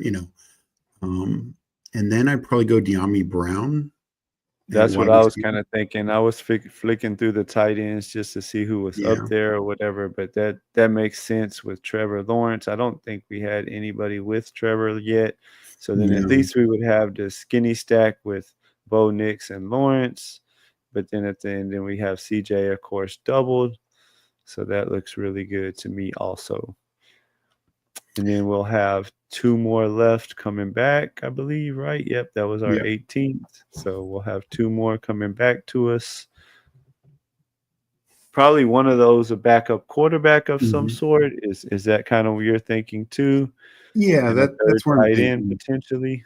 Exactly. And even if and there's a chance there are sometimes where I would just stop at two tight ends because even in like a BBM, like the draft that we did, Mhm. you know, there's absolutely an outcome where in a regular week or a playoff week for sure, that two of those tight ends are scoring for us, counting in our flex Mhm. position and the tight end position. It's far less likely that a tight end will count in the flex position because everyone's only starting two wide receivers. So everyone's wide receiver room is so much stronger. Our third tight end, our second and third tight ends are now competing with guys who they normally wouldn't be competing with. Is Yeah. one thing to keep in mind. And so there are times where I would just stop at two tight ends just because, but I think we're fine. Yeah, I think we're great at running back. I think a fourth quarterback is all we need. And I really like our receiver room. So Yeah. um, I'm good going with the third tight end, but I just want to make the point like, unlike that BBM, for instance, if you had Zach Ertz and Bowers or Ertz and Ty Conklin or Ertz and McBride had a pretty good week 17 Mhm. or a decent week 17. Like Ertz was your number one tight end, and that other guy could have been your flex, but that's not going to happen really in super flex. Like it's just going to happen a lot less, I should say. Yeah, yeah, yeah. And I'm okay. Generally, this type of tight end room, I would probably lean for the third tight end, especially just because, like you said, by default, since we didn't take a tight end at all until 150, we are kind of good everywhere else. There's Yeah. definitely not another running back that's going to really help this team. Probably receiver, yeah, we could take a dart throw at somebody, but we're probably fine with those 7 in a super Hmm. flex where we only have to start 2, and just being that it is Ferguson and Henry, Yeah. especially if on the end here, a lot of times when you're on the left side of the board in the 20th round or the 18th round of a regular draft, it gets real gross those last 4 or 5 Hmm. picks in the 18th round. People save tight end spot, for or their last tight end for that last round. But being as how we're back here over here on that 12 turn, we should have a pretty decent tight end still, as an option. And Yeah. so then No, I the other agree. pick will obviously be quarterback. I guess we'll wait a minute. We do have And Hartman and Fantasy Dog sitting right there in front of Dirty us. P. Yep. Look, you can tell Fantasy Dog's been watching my streams. He went for the Milrow pick. No, I know he's high on Milrow. Yeah, yeah, yeah. Um, Ooh, ouch, dog. What are we doing over here, though, my man? I know you're better than that. Bijan and Jacob, I mean Justin, but then ouch, Richardson was really his first quarterback? yeah, We'll have to look at it more in a minute. I just noticed that. Let's see, I guess we'll do it this way. let's do tight end first. I probably lean Arroyo over I Ferguson. I was just about to say that. I've been really into Arroyo when he's there in the last round. So then who's your favorite? Who is your favorite backup? You name him, we'll pick him out of the guys that's here. So my favorite is probably Tyrod Taylor. I made the point earlier. Justin Fields has never started a full season. I don't think there's a real bench risk. I mean, there's like a 1% bench risk. Yeah, Like yeah, Fields yeah. is just so bad. But No, I agree though. He definitely could get hurt though. He's yeah, he's just gotten hurt quite a bit. And Mhm. so, anyways, yeah, but there's a lot of guys there I would have taken. And what I wanted to make the point is the three quarterbacks we have, none of them they're not the handcuff types because they're murky situations or the backup is not a great, like Davis Mhm. Mills. I don't need Davis Mills. Um, you know, No, I'm uh, with you. I'm gonna take a backup that at least when he gets in there, he'll run. I like yeah, Malik Willis. I heard you yep, mention him earlier. Mariota's a guy that I take a whole lot on that very last pick too, just because, with Daniel's body type and the way he plays, he could definitely, get banged up for a game or two here and there. yeah, no, 100%. And yeah, Mariota is probably my overall favorite because the offense should be great. It's the second year in the system. He did it last year in the two games that he filled in, not even got a start. In two games that he came in, Mhm. he had 19 and 24 fantasy points. So Mariota, I think is probably the overall favorite, but Tyrod, I think, has a better chance of starting some games because of Fields' history. Yeah, no, that makes sense. I like it a lot. Yeah, let's see. Two more picks. We'll start calling through some of these teams. We'll see if it's going to make us get back in it or if it's going to be one where it just stays there for us. Fantasy Dog, I'm curious what happened, my man. Did you just get boxed out? He went with Bijan and JJ, and then he couldn't pass on Thomas. See, that's where sometimes that's the one place though where I am like just okay, I got to do this. It's like as much as Brian Thomas is so much of a better player in a nutshell than the quarterbacks, anytime that I do start two guys there, I'm very, very dead set then on whatever three quarterbacks come back. I always take those three quarterbacks just because I don't want to end up with like Anthony Richardson, Russell Wilson, and Jalen Milroe as my three quarterbacks. Ouch. Yeah, no, and I mean Or for even like Dirty Pete, he took Gibbs and Henry, nothing wrong with that. That's kind of the way I'd been drafting these. And then JJ, but then he didn't want to pass up on JT, which in a nutshell, JT is a great pick over quarterbacks. But by doing that, he then, let's see, ended up with Daniel Jones in his third quarterbacks.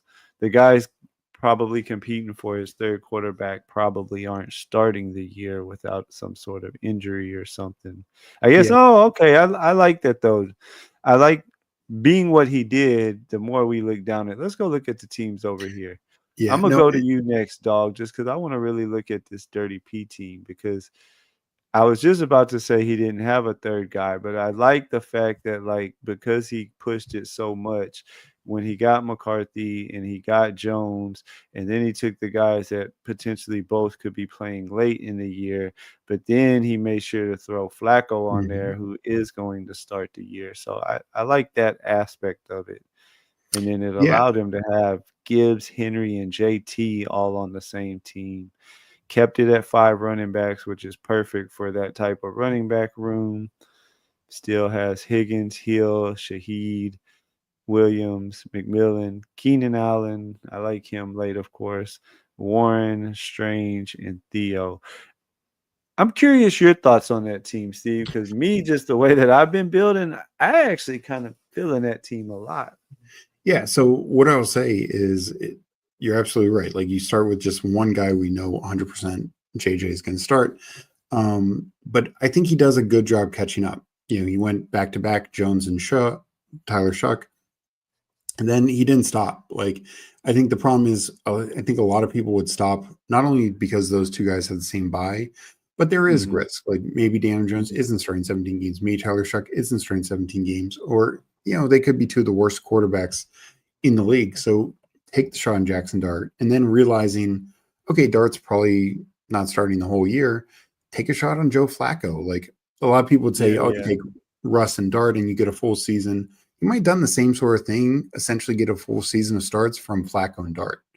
Mhm. So, And there is a world where I mean, Cleveland's got a really good defense still, right? yeah, And, like, if Judkins is as good as the people like me, and I don't know if you're super into him. I know we took him, so obviously you don't hate him.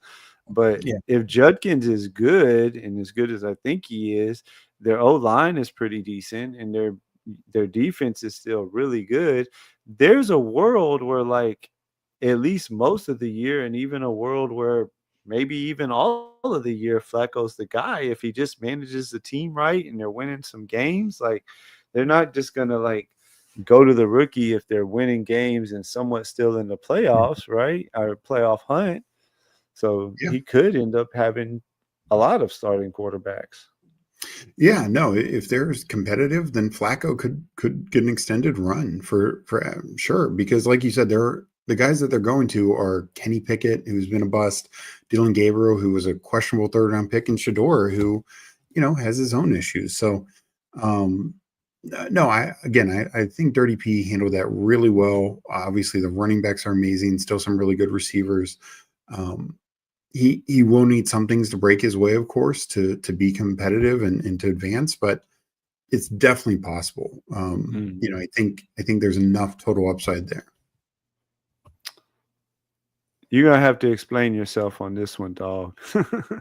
He just let himself get boxed out a little bit too much, and so he Yeah. had to Well, kind of go with and so what I'll say Richardson.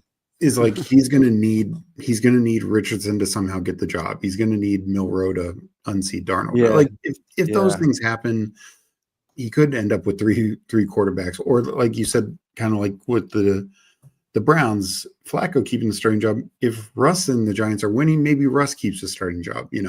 So you're going to need those kind of things. The rest of his team is obviously incredible. I don't know about going 4 tight ends in that kind of especially build. on a Bowers team. Yeah, yeah. So but it it's like you said. I think he probably got boxed out. But he clearly has a lot of elite talent on that team outside the quarterback Mhm. position. Yeah, yeah. I mean, his receiver room. If anything, if if to definitely keep if I draft Bowers, I don't care what format it is. I'm only gonna draft a second tight end, maybe Yeah. like an Ingram or a Kincaid, and just be done. Because I mean, you're drafting Bowers so high that you need him to smash. Mhm. Same thing with it being a super flex. I probably myself would have left this at 6 receivers. Michael Wilson isn't really helping the room a lot. I don't think whenever you have JJ, BTJ, Marv, McLaurin, and Travis Hunter as your top five. I don't know. Yeah.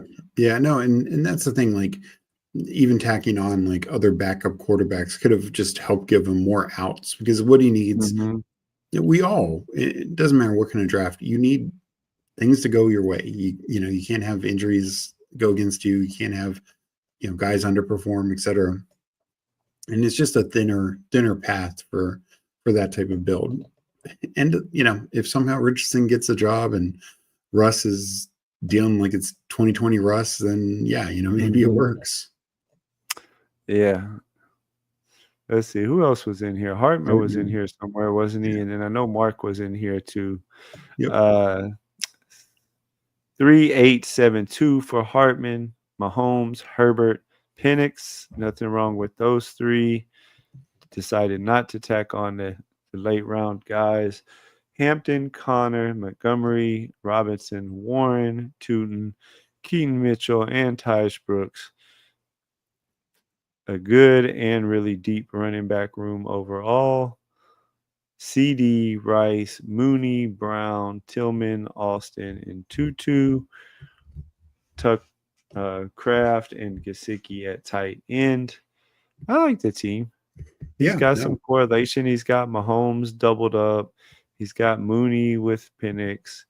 The Mhm. running back room is nice considering, Hampton as your one, but okay, he made up for it, I think, because Connor's also a good starting running back. Brian Robinson, he'll get good weeks out of. I'm not into Montgomery, but if the offense is just fine, then Montgomery is still just as good a pick as he's always been. Yeah. I'm definitely more Warren over Caleb Johnson myself. So yeah, yeah, I like the team. No, I think that's a very strong build three. three quarterbacks, three different buys, all stacked up, you know, and especially if like Mahomes has a bounce back year, you know, a lot of upside. And yeah, two tight ends, perfectly fine with stopping at two there. Mark went with the 3-7-7-3. Jalen Hurts, Dak Prescott, and Geno Smith. Nice QB room there. He also decided to stay away from the backups. Running backs Chase Brown, Mixon, Javonte Williams, Braylon Allen, Rico Dowdle, Shipley, and Miller. Receiver room Nico Pickens, Flowers, Diggs, Harris, Dobbs, Franklin. Tight end room Hawkinson, Goddard, and Johnson. Let's see. Yeah, he had Hurts, so he has Goddard on there for that. Pickens with Dak. Even has Shipley kind of correlated with the Eagles. Geno. Geno was highlighted as though it was a stack, but I didn't see one. Don't think I saw one, but just obviously having it's a third nice quarterback. Team, though. Yeah. No, absolutely another solid team. A little concern having two quarterbacks on the same bye. Oh, never mind. No, he doesn't. No, he doesn't. Yeah. I will say I've been in that situation where I have two of my three quarterbacks on a bye, and like I don't know, should I worry about it more? I don't really worry about it because I'm like, well, it's only 1 week, and like regular players can hit your super flex, right? I mean, I know ideally we want super flex to be a quarterback score. I'm not arguing that at all, but it's like if you go the backup route, with it, then you kind of gotta like be right that like the week that you need him to be your starter or whatever. I'm not saying. I guess what I'm trying to say is I haven't yet drafted backup quarterbacks thinking purposely the thought of like, well, two of my three starters have the same bye week. It doesn't happen that often because I generally try my best to make sure those top three quarterbacks don't have the same bye week. Yeah, no, and like, are you drawing dead? No, of course not. But you are probably conceding on average 5 to 10 points in the super flex position, versus what a quarterback could do. Like an average game from Geno is going to be 18 points.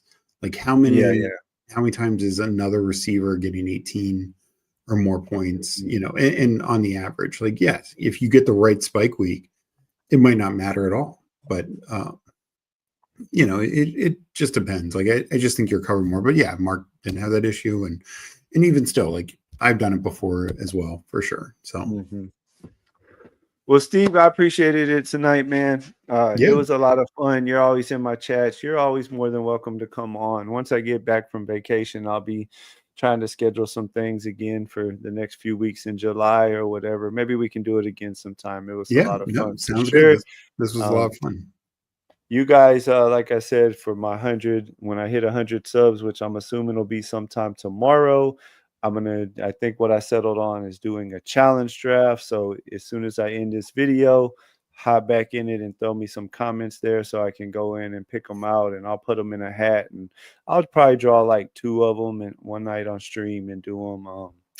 I'm not a big drinker anymore, but I do plan on doing some drinking on vacation. So maybe I'll have like a drinking draft where I do on vacation, and that'll be a really fun night to do y'all's challenges. But you can DM them to me, or I'd appreciate it if you drop it in the comments because that helps the algorithm, all that good stuff. We'll let you get out of here, Steve. Tomorrow night, guys, y'all already know what's going on. 6 p.m. Central Time, 7 p.m. Eastern Time. We will be on with This Man's Sister First, Ladies First. What better way to kick it off than with all of our favorite queen of the best ball space, Meg. We'll get it started, and then we have guests coming on every hour after that, trying to draft a $2 million winner tomorrow, if we don't win it with the one that we just drafted. Yeah, I know. They have a lot of competition tomorrow.